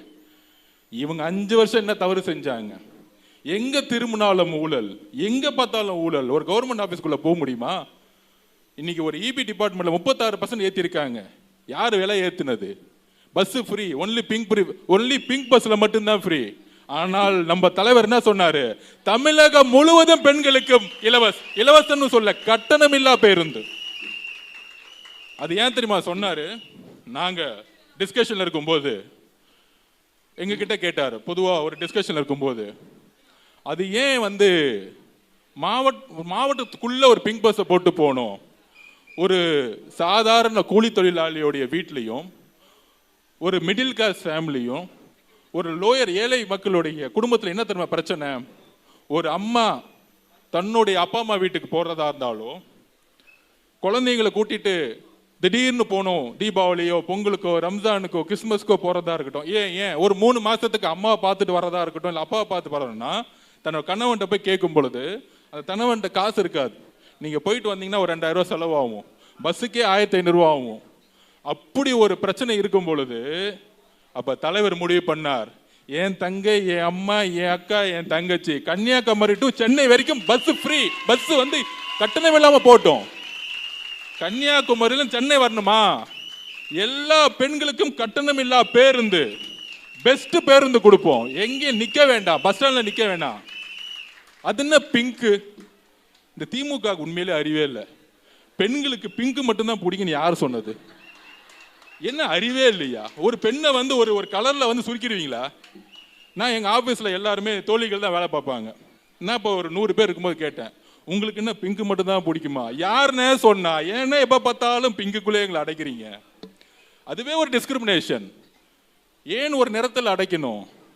எனக்கு கருப்பு பிடிக்கும்னா எனக்கு பச்சை பிடிக்கும், எனக்கு இது பிடிக்கும், அது பிடிக்கும். ஏதோ ஒரு சினிமா பார்த்துட்டாருன்னு நினைக்கிறேன், பிங்க் பஸ். அந்த பிங்க் பஸ் ஓட்ட உடஞ்சல் பஸ்ல பெயிண்ட் அடிச்சு வச்சுட்டாங்க, எவனும் ஏறவே முடியாது. அப்ப தலைவருடைய ப்ராமிஸ் என்ன? தமிழகம் முழுவதும் இந்தியாவிலேயே முதல் மாநிலம் இது. முதல் மாநிலத்தில் டிக்ளேர் பண்ணாங்க. எத்தனை 500 கிலோமீட்டர் நீங்க தூத்துக்குடியிலிருந்து சென்னை வாங்க, இல்ல தூத்துக்குடியிலிருந்து தஞ்சாவூர் போங்க, இல்ல கன்னியாகுமரியிலிருந்து மதுரை போங்க, எங்க வேணா போங்க, உங்க அப்பா அம்மாவை பார்க்க போங்க, உங்க குழந்தைகளை கூட்டிட்டு போங்க, உங்களுக்கு கட்டணமில்லா பேருந்துங்கிறத அனௌன்ஸ் பண்ணது எங்களுடைய தலைவர்.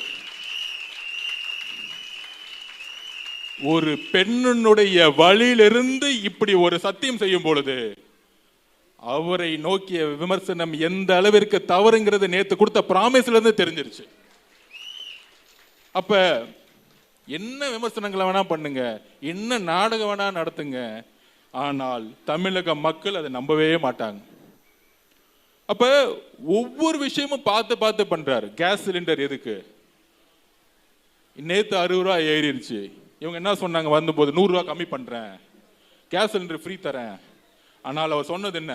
விறகு அடுப்புலையும் மண்ணிலும் இன்னைக்கும் பல தாய்மார்கள் இன்னைக்கு வந்து கேஸோடைய விலை ஏறுறதுனால இன்னைக்கு சமைச்சிட்டு இருக்காங்க. அப்ப என்ன சொன்னாரு? குறைந்தபட்சம் அவருக்கு தெரியுது, குறைந்தபட்சம் ஒரு 45 நாள் ஒரு சிலிண்டர் வரலாம் ஒரு 4 பேர் இருக்க இடத்துல.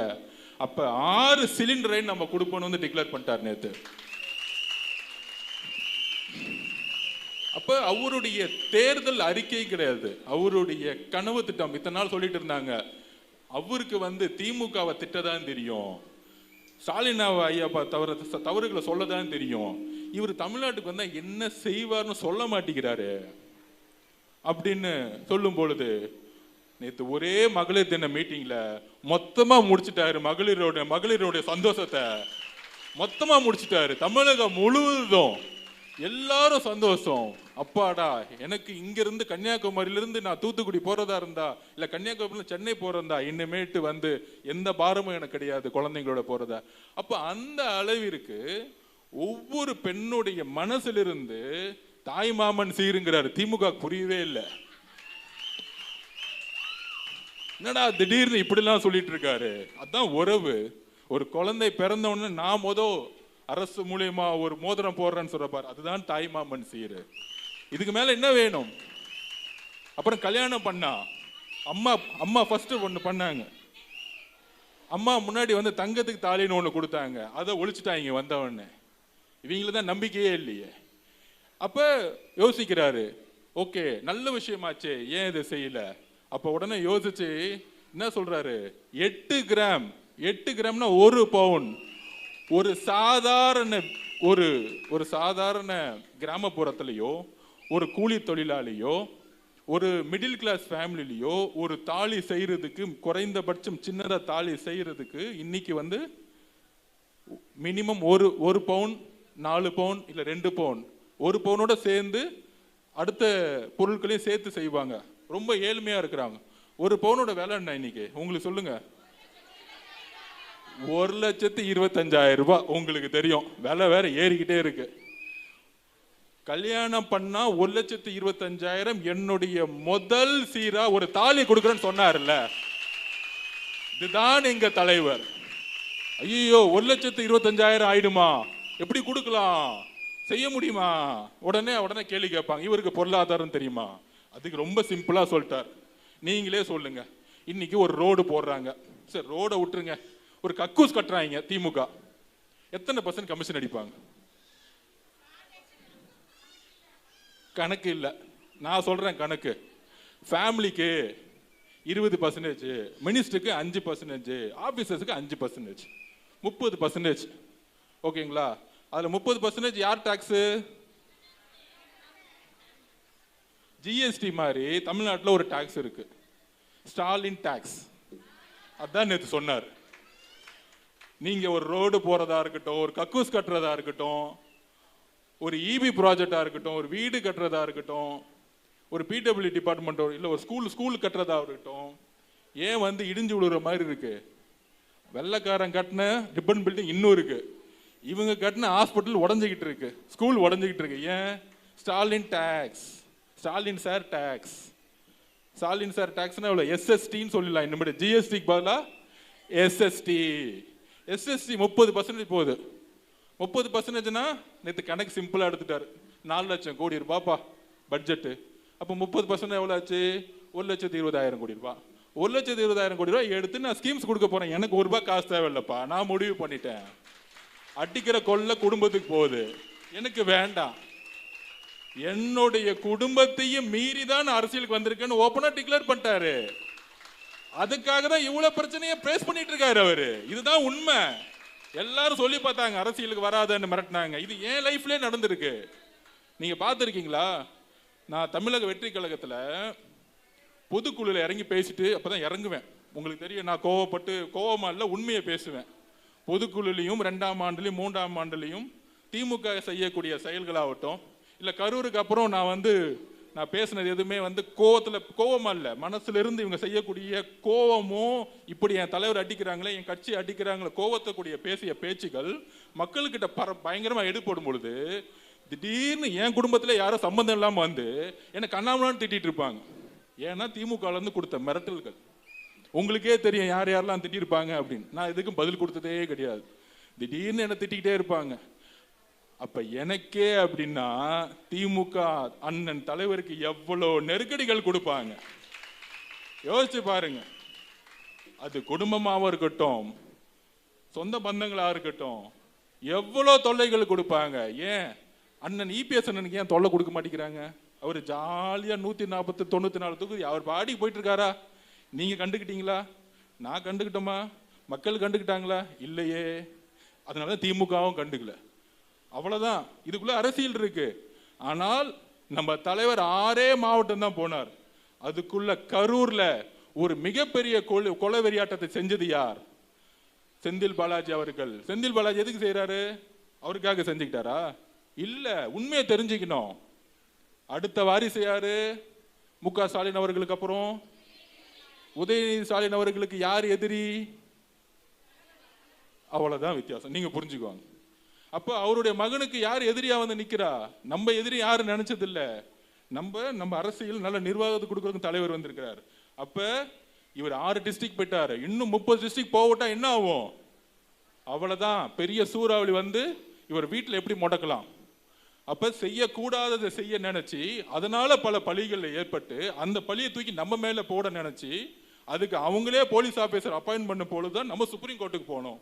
சுப்ரீம் கோர்ட் ஒரு நியாயமான விசாரணை வேணும்னு ஒரு ஜட்ஜ் அப்பாயின்மெண்ட் பண்ணிட்டாங்க. இவங்க விசாரணை நடந்துச்சுன்னா என்ன பண்ணியிருப்பாங்க? இந்நேரம் நான் ஜெயிலில் இருந்திருப்பேன். இன்னைக்கு வரைக்கும் நான் வெளியே வந்து பேசியிருக்க முடியாது. அண்ணன் ஆனந்த அண்ணனர்கள் வெளியே வந்து பேசியிருக்க முடியாது. அவர் ஜெயிலுக்கு போயிருப்பாரு. எல்லாரையும் ஜெயிலுக்கு போயிட்டு கரெக்டாக பிப்ரவரி மாதம் இந்த 41 பேருக்கு நீ தான்ப்பா தப்புன்னு அவங்க போட்டாங்களே ஒரு நம்பர் கமிஷன். அந்த அம்மா காலையில் 6 மணிக்கே வந்துட்டாங்க. நீங்கள் பார்த்துருப்பீங்களான்னு தெரியாது. கரூர் அன்னைக்கு காலையிலே வந்துட்டாங்க. வந்து இது தப்பு அது தப்புன்னு அப்பயே பேச ஆரம்பிச்சிட்டாங்க. ஹைகோர்ட்டில் ஒரு கேஸை போட்டு திமுக காரன் கேஸை போட்டு எஸ்ஓபி கேஸ் பதிலாக நமக்கு எஸ்ஐடி கேஸ் போட்டு விட்டாங்க. எஸ்ஐடினா போலீஸ் ஆஃபீஸர் அவங்களே போட்டுக்கிட்டாங்க. அப்போ என்ன அர்த்தம்? கோர்ட்டே நமக்கு எதிராக திரும்பிடுச்சு. திமுக எங்கே போய் ஒளிஞ்சிக்கிச்சு? கோர்ட்டுக்கு முன்னாடி ஒளிஞ்சிக்கிச்சு. இந்த தப்பை தான் நம்ம சுப்ரீம் கோர்ட்டில் போய் கேட்டோம்.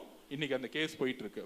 அப்போ நம்மளை முடக்கி எஸ்ஓபி போட்டு எந்த கூட்டம் நடத்த விடாம, எஸ்ஓபின்னா என்னன்னு உங்களுக்கு புரியும். நம்ம இப்போ நான் இங்கே கூட்டம் நடத்தணும்னா இங்கே இருக்கிற எஸ்பி கிட்ட நான் பர்மிஷன் வாங்கணும். அந்த மாதிரி நம்ம எங்க கூட்டம் நடத்துறதா இருந்தாலும் போலீஸ் ஆபீசர்கிட்ட பர்மிஷன் வாங்காம நம்ம போக முடியாது. அதே மீறி போனா என்ன தெரியும்? அவன் அண்ணனை பார்க்குற எத்தனை லட்சம் பேர் வருவாங்கன்னு உங்களுக்கு தெரியும். அந்த கூட்டத்தில் திருப்பி தவறாச்சுன்னா திருப்பி நம்ம மேல பழின்னு போடுவாங்க. அப்ப காவல்துறையோட அனுமதிக்காக எத்தனை மாசம் நம்ம காத்திருக்க வேண்டியதா இருக்கு? காத்துட்டே இருக்க வேண்டியதா இருக்கு. அதனாலதான் இனி 5000 பேர் வச்சு மீட்டிங் நடத்திட்டு இருக்கோம். ஏன்னா திமுகக்கு 32 மாவட்டத்துக்கும் தலைவர் போயிடக்கூடாது.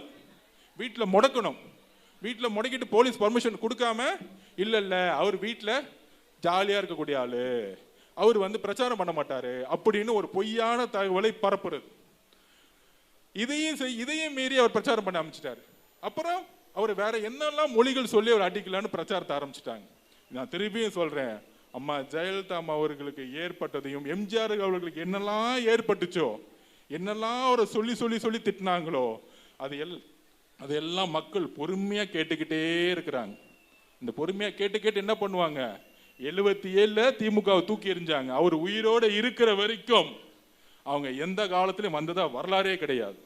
இதுதான் உங்களுக்கு மக்கள் அவங்க மேல கொடுத்த பதிலடி.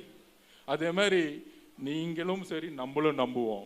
இன்னைக்கு அவங்க சொல்றாங்களே பெருசா கூட்டணி உருவாக்கிட்டோம், அண்ணா ஓபிஎஸ் அண்ணா வந்தா கூட பிடிச்சி போட்டுக்குவோம், யாரை வேணா பிடிச்சி போட்டுக்குவோம், நம்ம ஜெயிச்சிடலாம்.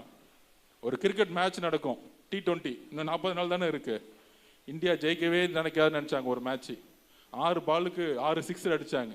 அந்த மாதிரி நோட்டிபிகேஷன் வரட்டும், எலெக்ஷன் நோட்டிபிகேஷன் வரட்டும்.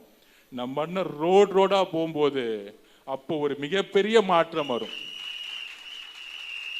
ஒவ்வொரு ரோடா போட்டு இருக்கும்போது மக்களோட எழுச்சி அன்னைக்கு பார்ப்பாங்க. நீங்க முடக்கி வைக்க முடியாது. அவதூறும் சூழ்ச்சியும் மக்கள்கிட்ட எடுபடாது. ஏன்னா நீங்க தான் ஆளுங்கட்சி, நீங்க தான் எல்லா தவறும் செஞ்சிருக்க. ஒவ்வொரு மாவட்டத்துக்கும் ஒவ்வொரு மன்னர்களை உருவாக்கிட்டாங்க. அங்கேயா திருச்சியா, அங்க நேரு குடும்பம், இந்த பக்கம் பொன்முடி குடும்பம், அந்த பக்கம் செந்தில் பாலாஜி குடும்பம், இப்படி ஒவ்வொரு மன்னர்களை உருவாக்கக்கூடிய ஒரு மனநிலையை உருவாக்கி மக்கள் வெறுத்து போயிருக்காங்க. அப்ப இபிஎஸ் ஐயாவுடைய பிரச்சாரம் தோல்வியில முடிஞ்சிருச்சு. அப்ப மக்களுடைய ஒரே நம்பிக்கை என்ன? நம்மளுடைய தலைவருடைய பேச்சும் பிரச்சாரம் மட்டும்தான். அதை எப்படிலாம் முடக்கலாம்? அவரை முடக்கலாமா? ஐயோ அவர் முடங்கிட்டாரு, கரூருக்கு அப்புறம் அவர் முடங்கிட்டாரு, கட்சி காணா போயிடுச்சு. இல்ல, திருப்பி எந்திச்சு வந்துட்டே இருந்தார். திருப்பி அவதூறு சொற்கள், திருப்பி எந்திரிச்சு வந்துட்டே இருக்கிறார். நீ இவ்வளோ பேசிட்டியா? மகளிர் தின அன்னைக்கு என்னுடைய குறிக்கோள் என்ன, என்னுடைய செயல் திட்டம் என்ன, நான் ஆட்சிக்கு வரும்போது என்னுடைய அக்கா தங்கைக்கு நான் என்ன பண்ணுவேன்னு சொல்லிட்டு போய்கிட்டே இருந்தார். இதுதான் பதில். ஒரே பதில் இதுதான். ஒரு நெகட்டிவா பிரச்சாரம் பண்ணா, அதாவது இன்னும் சிம்பிளா உங்களுடைய மொழியில சொல்றேன், அவங்க நெருப்பை ஏத்திக்கிட்டே இருக்கிறாங்க. நீங்க பாக்குறீங்க ஐயோ எரியுதே அப்படின்னு நினைச்சு நீங்க கவலைப்படுறீங்க. என்னப்பா இப்படி எரிச்சுக்கிட்டே இருக்கிறாங்க, தீப்பெட்டி வச்சு எரிச்சு பெருசாக்கிட்டு இருக்காருங்க. ஆனா நம்ம அண்ணனை பொறுத்த வரைக்கும் ஒரு பேச்சு என்ன தெரியுமா? ஒரு பேச்சுங்கிறது ஒரு மிகப்பெரிய கனமழை. ஒரு புயலோட ஒரு மழை வந்தா என்ன ஆகும்? எவ்வளவு பெரிய நெருப்பையும் அந்த மழை அதோட நெருப்பை காண போய்கிட்டே இருக்கும்.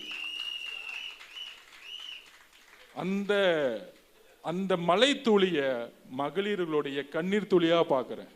இதுதான் உண்மை. இன்னைக்கு தமிழ்நாட்டில் அந்த கண்ணீர் துளிகள் சேர்ந்து சேர்ந்து சேர்ந்து நீங்க நெருப்பு ஏத்த ஏத்த ஏத்த ஏத்த ஒரு பெரிய மலையாக வந்து அந்த நெருப்பை தூக்கி எறிகிற மாதிரி எங்களுடைய தலைவருடைய பிரச்சாரமும் பேச்சும் உங்களுடைய அவதூறு சொற்களை தூக்கி எறிஞ்சுக்கிட்டு இருக்கு. இதுதான் உண்மை. நீ 2 மாசமா திட்டிக்கிட்டு இருக்க, பொய் பிரச்சாரம் பண்ணிட்டு இருக்க, என்னென்னமோ பண்ணி பார்க்குற. ஆனால் ஒரே ஒரு பேச்சு 15 நிமிஷம் 20 நிமிஷம் ரொம்பலாம் பேசல. இதுதான் நான் செய்ய போறேன் 12 மாசத்துல. இப்ப அவன் ஒண்ணுமே புரியல. என்ன செய்யலாம்? இந்த 12 ப்ராமிஸுக்கு பதிலாக என்ன செய்யலாம்? 2500 பதிலாக பேசாம 4000 ரூபாய் சொல்லிடலாமா? மக்கள் நம்பிடுவாங்களா? அவங்க தான் வந்து குளிர் காலத்துல இருந்து கோடை காலமா மாத்தினாங்களே, சம்மர் ஃபீஸ் மாதிரி. அந்த மாதிரி ஏதாச்சும் செஞ்சிடலாமா அப்படின்னு ஒரு யோசனை. இல்ல பேசாம பஸ் வந்து தமிழ்நாடு முழுசும் சொல்லிட்டாங்க, நம்ம வந்து காஷ்மீர் வரைக்கும் ஃப்ரீன்னு சொல்லிடலாமா? ஐயோ, அது மோடி கிட்ட பர்மிஷன் வாங்கணுமே. நம்ம சொல்லிடலாமே, நான் காஷ்மீர் வரைக்கும் ஃப்ரீ நினைச்சேன், மாண்புமிகு பிரதம மந்திரி மோடி அவர்கள் சூழ்ச்சினால நான் சொல்ல முடியல.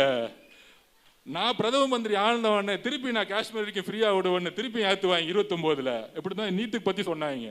என்ன சொன்னாங்க? ஆட்சிக்கு வந்தோன்னு முதல் சைனுன்னு சொந்த புள்ள உதயநிதி அவர்கள் சொன்னாரு. என் முதல் சைனே அதானங்க அப்படின்னு. சரி, ஓகே, அது சின்ன புள்ள, விளையாட்டு தெரியாத புள்ள, ஏதோ சொல்லிருச்சு. முதலமைச்சர்கள் சொன்னாரு, நான் ஆட்சிக்கு வந்தோடனே என்னோட முதல் கையெழுத்து நீட்டுக்கு எதிரானது, நீட்டை ஒழிச்சிருவேன்னு. திடீர்னு என்ன சொல்லிட்டாங்க, 24 எலெக்ஷன் முன்னாடி 23ல் எல்லாரும் கேட்குறாங்க, எங்க நீங்க நீட்டை ஒழிச்சிருவீங்கன்னு சொன்ன உடனே நாங்க நீட்டை ஒழிச்சிருவோம்னு சொன்னோம்.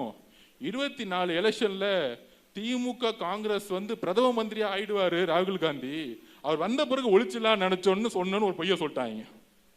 அப்ப எந்த அளவிற்கு ஒரு வாக்குறுதியை கொடுத்து பொய்ய சொல்லி எப்படி மக்களை ஏமாத்துறதுங்கிறது எல்லா தமிழக மக்களுக்கும் தெரியும். அதனால மகளிர் தின வாழ்த்துக்களுக்கு நமக்கு முன்னாடி இருக்கிற ஒரு சேலஞ்ச் என்னன்னா, இன்னும் 40 நாள் இன்னும் கடுமையான அவதூறு சொற்களை பேசுவாங்க. ஏதோ இவர் ஒரு பெரிய காந்தியவாதி மாதிரியும், ஒரு பெரிய தியாகி மாதிரியும், ஐயா ஸ்டாலின் அவர்கள் ஒரு பெரிய வள்ளலார் மாதிரியும், அமைதியை நோக்கி போற மாதிரியும், ஒரு முகத்தை அப்படி சாஃப்டா அப்படி ஒரு முடியை வச்சுக்கிட்டு, எதுவுமே ஒரிஜினல் இல்லை, அது விட்டுருங்க, அப்படி வச்சுக்கிட்டு சாந்தமா அந்த அமைதிப்பட சத்யராஜ் பாருங்க, அப்படியே ஒரு வெள்ளை துளி போட்டுக்கிட்டு ஒரு வெள்ளை வெட்டி கட்டிக்கிட்டு பக்கத்துல ஒரு மணி மாதிரி, என்ன மணி, மக்கள் நம்மளை நம்புவாங்களா? நம்புவாங்களே. ஏன்னா வெள்ளை சட்டை வெள்ளை வேட்டி கட்டிட்டா நம்ம நம்புற மாதிரி, கூட ஒரு 22 பேர் பெரிய கூட்டணி வச்சுக்கிட்ட மாதிரி. அந்த கூட்டணி இன்னும் கொஞ்ச நாள்ல பாத்தீங்கன்னா சர்க்கஸ்லாம் நடக்கும். இன்னைக்கு பிரேமலதா மேடம் திடீர்னு வந்தாங்க, ராஜ்யசபா சீட்டு கொடுத்து நிறைய தொகுதி கொடுக்குறாங்க.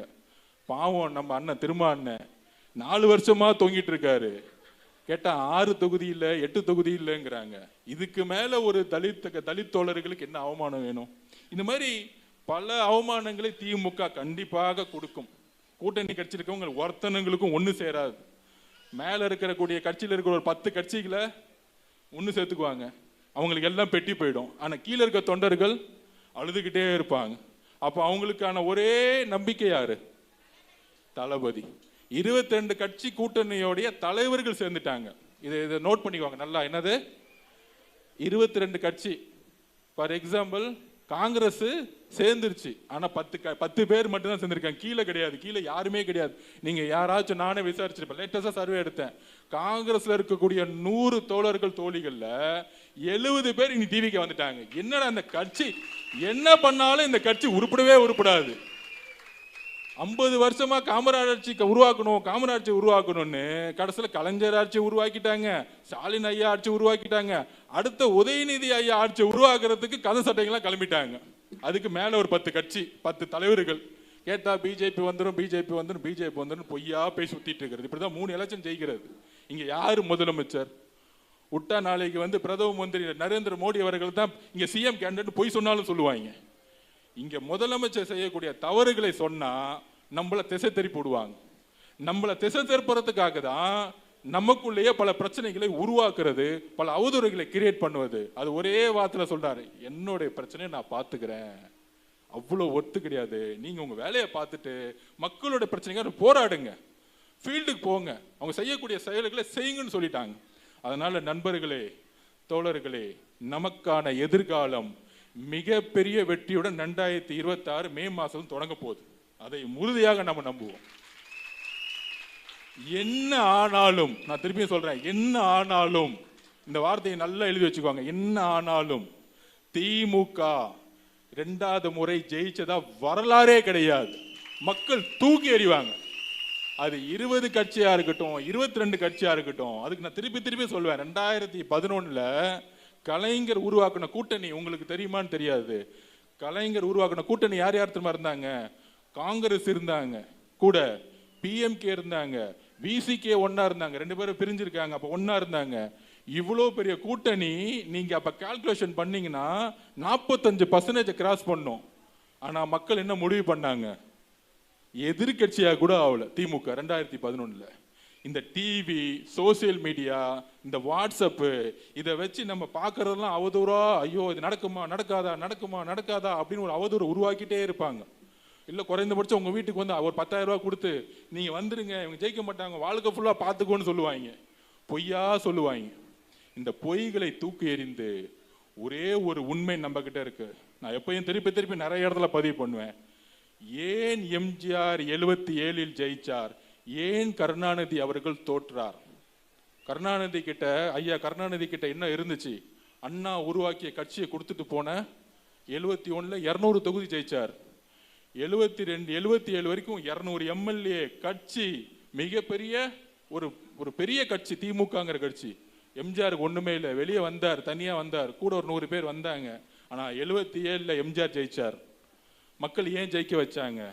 கருணாநிதி கிட்ட, ஐயா கருணாநிதி அவர்கிட்ட பணபலம் இருந்துச்சு, கட்சி இருந்துச்சு. நீங்க சொல்றாங்களே கட்சி இருக்கா, கட்டமைப்பு இருக்கா, பணம் இருக்கா, இது எல்லாம் ஐயா கருணாநிதி கிட்ட அப்ப இருந்துச்சு. ஒன்னே ஒண்ணு இல்லை. நீங்க சொல்லுங்க பாப்போம் என்ன இல்லைன்னு. உண்மை இல்லை, உண்மை இல்லை. கலைஞர் கருணாநிதி கிட்ட மக்கள் என்ன பார்த்தாங்க? எம்ஜிஆர் உன் கூட தானப்பா இருந்தாரு, உன்னை முதலமைச்சர் ஆக்குறதுக்கு எவ்வளவு கஷ்டப்பட்டாரு. 71 200 தொகுதி ஜெயிக்கும் போது நீங்க 2 பேரும் சேர்ந்தான பிரச்சாரம் பண்ணீங்க. கடைசியில அவரை தூக்கி வெளியே போட்டிய, அதிகாரம் வந்தவொடனே, பணபலம் வந்தவொடனே அந்த மனுஷனை போட்டு இவ்வளோ அடிக்கிறியே. கட்சிக்காரங்க கூட்டம் போட்டா போலீஸ் வச்சு அடிக்கிறியே. சினிமா படத்தை ரிலீஸ் பண்ண உடலையே. அவரை பர்சனலாகவும் ஒரு தன்னுடைய குடும்பத்தை வச்சு அசிங்கமா பேச வச்சாங்களே. இதெல்லாம் இப்ப மட்டும் நடக்கல, எம்ஜிஆருக்கு நடந்துச்சு.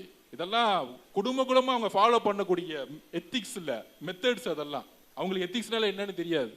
அப்ப மக்கள் பார்த்து அவர் எம்ஜிஆர் அவர்களை தேர்ந்தெடுத்தாங்க. தேர்ந்தெடுக்கும் பொழுது கலைஞருக்கு புரியல, எம்ஜிஆர் அவர்களுக்கு தமிழே பேச தெரியாது அப்படின்னு பேசினாங்க, மலையாளின்னு பேசினாங்க, அவருக்கு என்னென்னமோ பர்சனலா கேவலமா பேசினாங்க. கட்சி கட்டமைப்பு இல்ல, பணம் இல்ல, இவரை நம்பி யாரு போவா, இவர் உருவத்தை பாரு, திருப்பி கேரளாக்கே ஓடிடுவாரு. இதையெல்லாம் தாண்டி எம்ஜிஆர் ஜெயிக்கும் பொழுது அன்னைக்குதான் மக்கள் ஒரு பாடம் எடுத்தாங்க திமுக கிட்ட. நீங்கள் எப்பெல்லாம் உண்மையா இல்லையோ மக்கள் உங்களை தூக்கி எறிவார்கள் என்கிற உண்மையை கலைஞருக்கு சொன்னாங்க. அதே மாதிரி அவருடைய வாரிசு மு.க. ஸ்டாலின் அவர்கள், ஐயா அவர்கள், நீங்க எல்லா பணபலமும் இருக்கு, வசதி இருக்கு, உங்ககிட்ட பெரிய கட்டமைப்பு இருக்கு. ஆனால் தமிழக மக்கள் 2021 உங்கள் ஓட்டு போட்டு தேர்ந்தெடுத்தது நேர்மையான ஆட்சி, பெண்களுக்கு பாதுகாப்பு, தன்னுடைய குடும்பத்திற்கு முக்கியத்துவம் கொடுக்காம இருக்கிறது, வாரிசு ஆட்சி உருவாக்காம இருக்கிறது. இதெல்லாம் அவர் பேசினாரு. அந்த எலெக்ஷனுக்கு முன்னாடி சன் டிவி மீட்டிங்ல எல்லாம் பேசினாரு. அப்ப இந்த அளவிற்கு மக்கள் எதிர்பார்ப்போட ஓட்டு போடும் பொழுது அதுல ஒண்ணு கூட செய்யாம வெறும் வெற்று விளம்பரங்களும் கூட கூட்டணின்னு ஒரு 10 தலைவரை வச்சுக்கிட்டு சும்மா பிஜேபி வந்துரும் முதலமைச்சர் தேர்தலில் ஒரு பொய்யான கற்பனை கதைகளை உருவாக்கி 3 தேர்தல எலெக்ஷன்ல ஜெயிச்ச மாதிரி ஏன் இப்ப ஜெயிக்க முடியாதுன்னா, அப்ப எதிர்கட்சியில உங்களுக்கு இபிஎஸ் இருந்தாரு, இப்பொழுது எங்கள் அண்ணன் தலைவர் விஜய் அவர்கள் உங்களை எதிர்த்து நிற்கிறார். அப்படி ஒரு சக்தியை நீங்க பார்க்க முடியல. அந்த பயம்தான் டெய்லி அவதூறுகளை நீங்க பரப்பிட்டு இருக்கீங்க.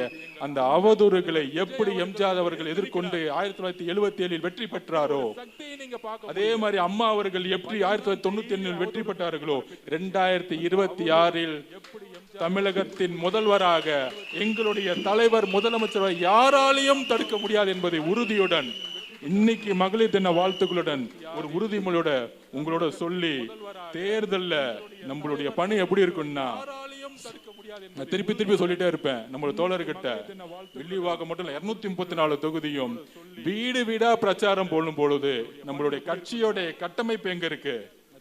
பெண்கள் தான் கட்டமைப்பு, நீங்க தான், ஆண்கள்லாம் அதுக்கு அப்புறம் தான். இது வந்து பின்னாடி திமுகனா திடீர்னு ஒரு 1000 பேர் வேட்டி கட்டிட்டு வருவான். டிவிக்குன்னா ஒன்லி சேலை கட்டிக்கிட்டு அக்காக்களும் தங்கைகளும் எல்லாம் ஓடி வருவாங்க. இந்த மாதிரி ஒரு கட்சி தமிழ்நாட்டுல எங்கேயுமே இன்னைக்கு இல்ல. அந்த அளவுக்கு அதை உடைக்கிறதுக்கு தான் இவ்வளவு கேவலமான வேலையை பண்றது.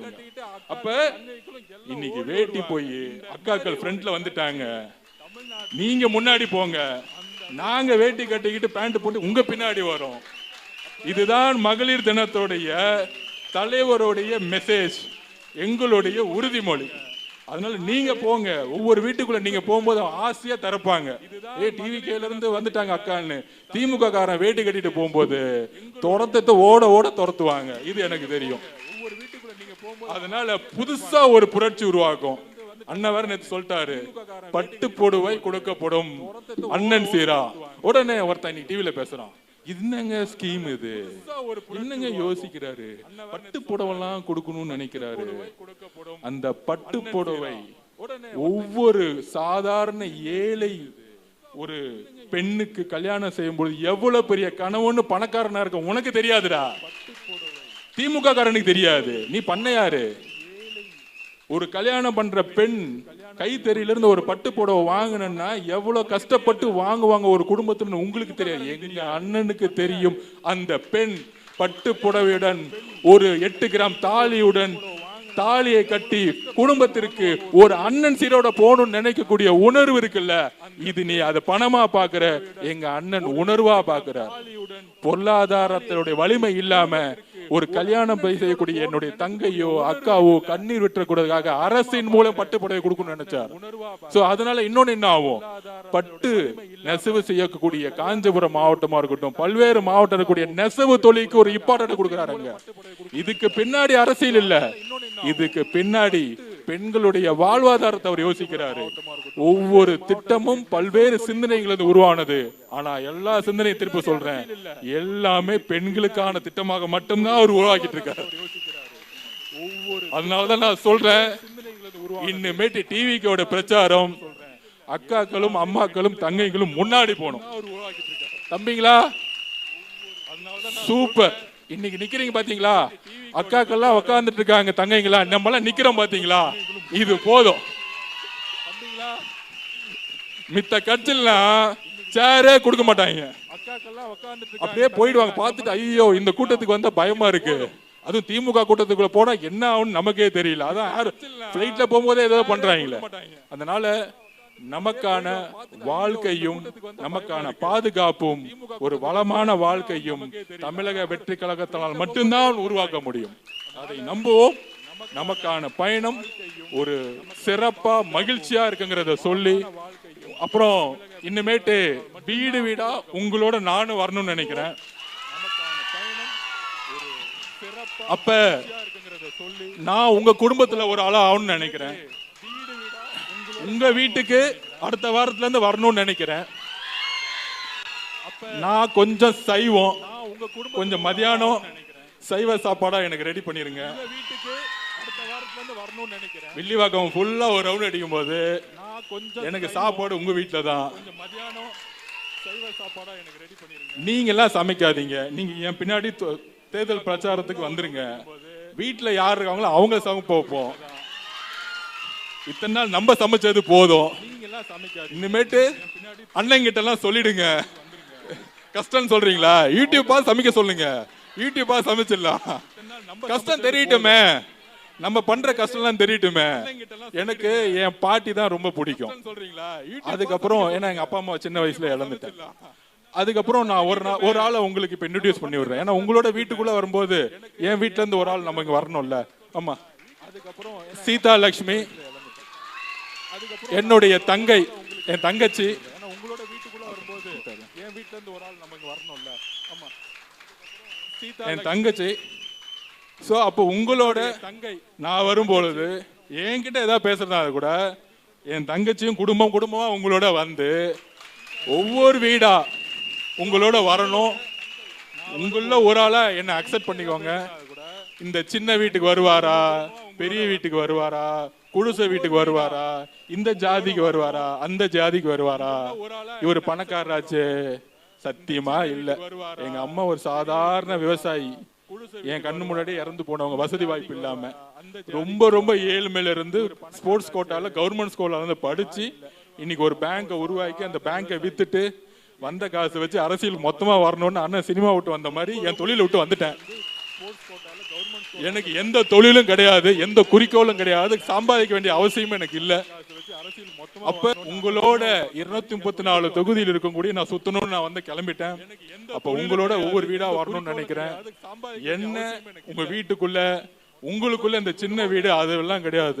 ஒரு தட்டு, ஒரு கொஞ்சம் சாதம், ஒரு சாம்பார், ஒரு உருளைக்கிழங்கு பொரியல், அவ்வளவுதான் எனக்கான செலவு, அவ்வளவுதான். அதுக்கு மேல நீங்க வந்து எதுவும் யோசிக்காதீங்க.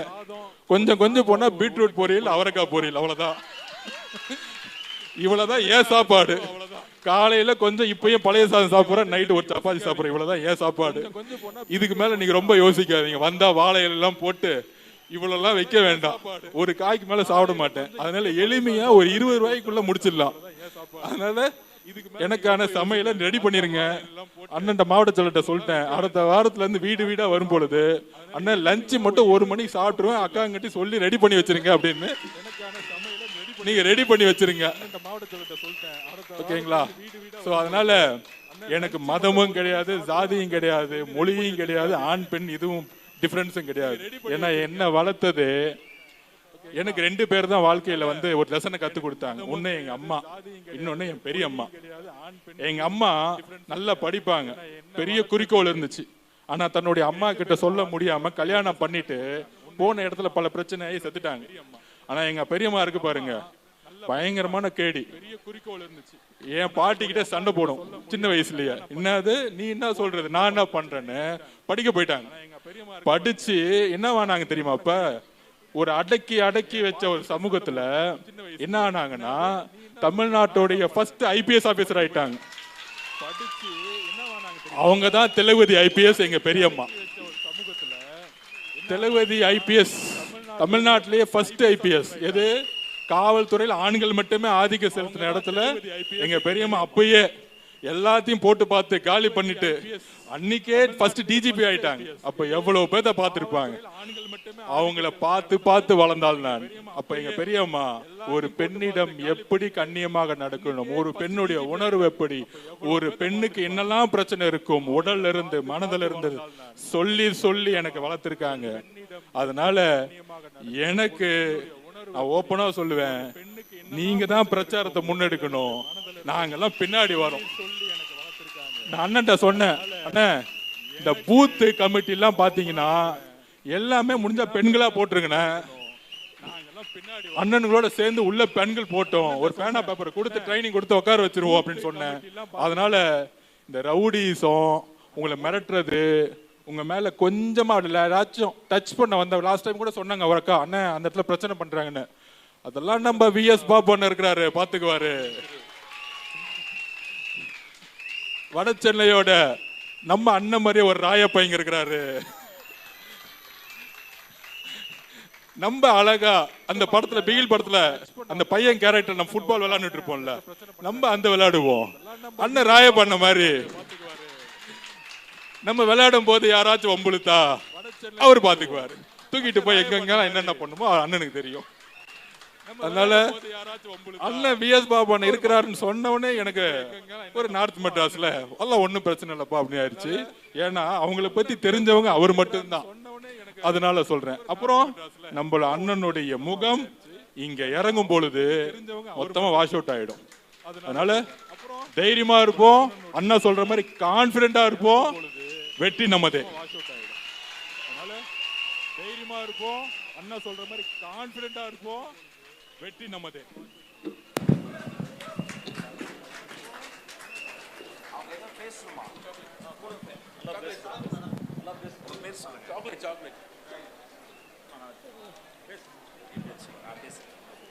என் பெயர் வின்சி. நான் இப்போது விஜயை பற்றி பேச போகிறேன். அழகிய தமிழ் மகனே, உலகத்தை ஆள பெந்த தமிழனே, ஓயாத அலைகளைப் போல உன்னது உழைப்பால் தமிழ் மக்களை நெஞ்சங்களில் ஒரு ஓவியமாகவின் படித்தாய். வெற்றி எனும் படையத்தோட ஒவ்வொரு முறையும் நீ குரல் கொடுக்கும் வார்த்தையை கேட்டுத்தான் வெற்றி என்று உயர்த்தே நாங்கள் தொடுகிறோம். தமிழக வெற்றி கழக தலைவரே வாழ்க.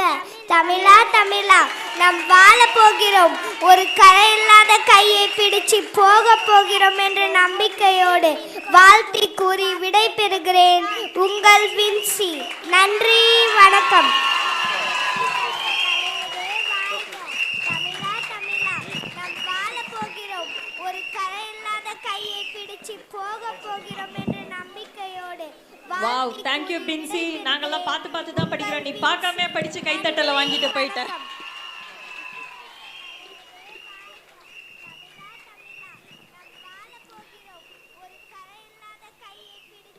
ஆதவ் சார் சும்மா அள்ளுன்னு இங்க இருக்கிற வில்லிவாக்கம் மகளிரோட மொத்த மக்களின் மனசையும் நீங்க அள்ளிட்டு போயிட்டீங்க. நேத்து நம்ம தளபதி போட்டதுதான் உண்மையான நலத்திட்ட உதவி. மற்றவர்கள் சொல்வது எல்லாம் வெறும் சொல்லாடல் மட்டும் என்று கூறி எங்கள் மாவட்ட செயலாளர் பூக்கடை அண்ணன் குமாரின் பட்டாளம் நாங்கள். நீங்க இப்படியெல்லாம் பேசினா சிங்கிள் எனர்ஜி இல்ல, டபுள் எனர்ஜி, ட்ரிபிள் எனர்ஜியா உங்களுக்காக களம் இறங்குவோம் என்று கூறி சொல்வது எல்லாம் வெறும் சொல்லாடல் மட்டும் என்று கூறி எங்கள் மாவட்ட செயலாளர் பூக்கடை அண்ணன் குமாரின் பட்டாளம் நாங்கள். நீங்க இப்படியெல்லாம் பேசினா சிங்கிள் எனர்ஜி இல்ல, டபுள் எனர்ஜி, ட்ரிபிள் எனர்ஜியா உங்களுக்காக களம். அனைவரும் அமருமாறு அன்புடன் கூறுகிறோம்.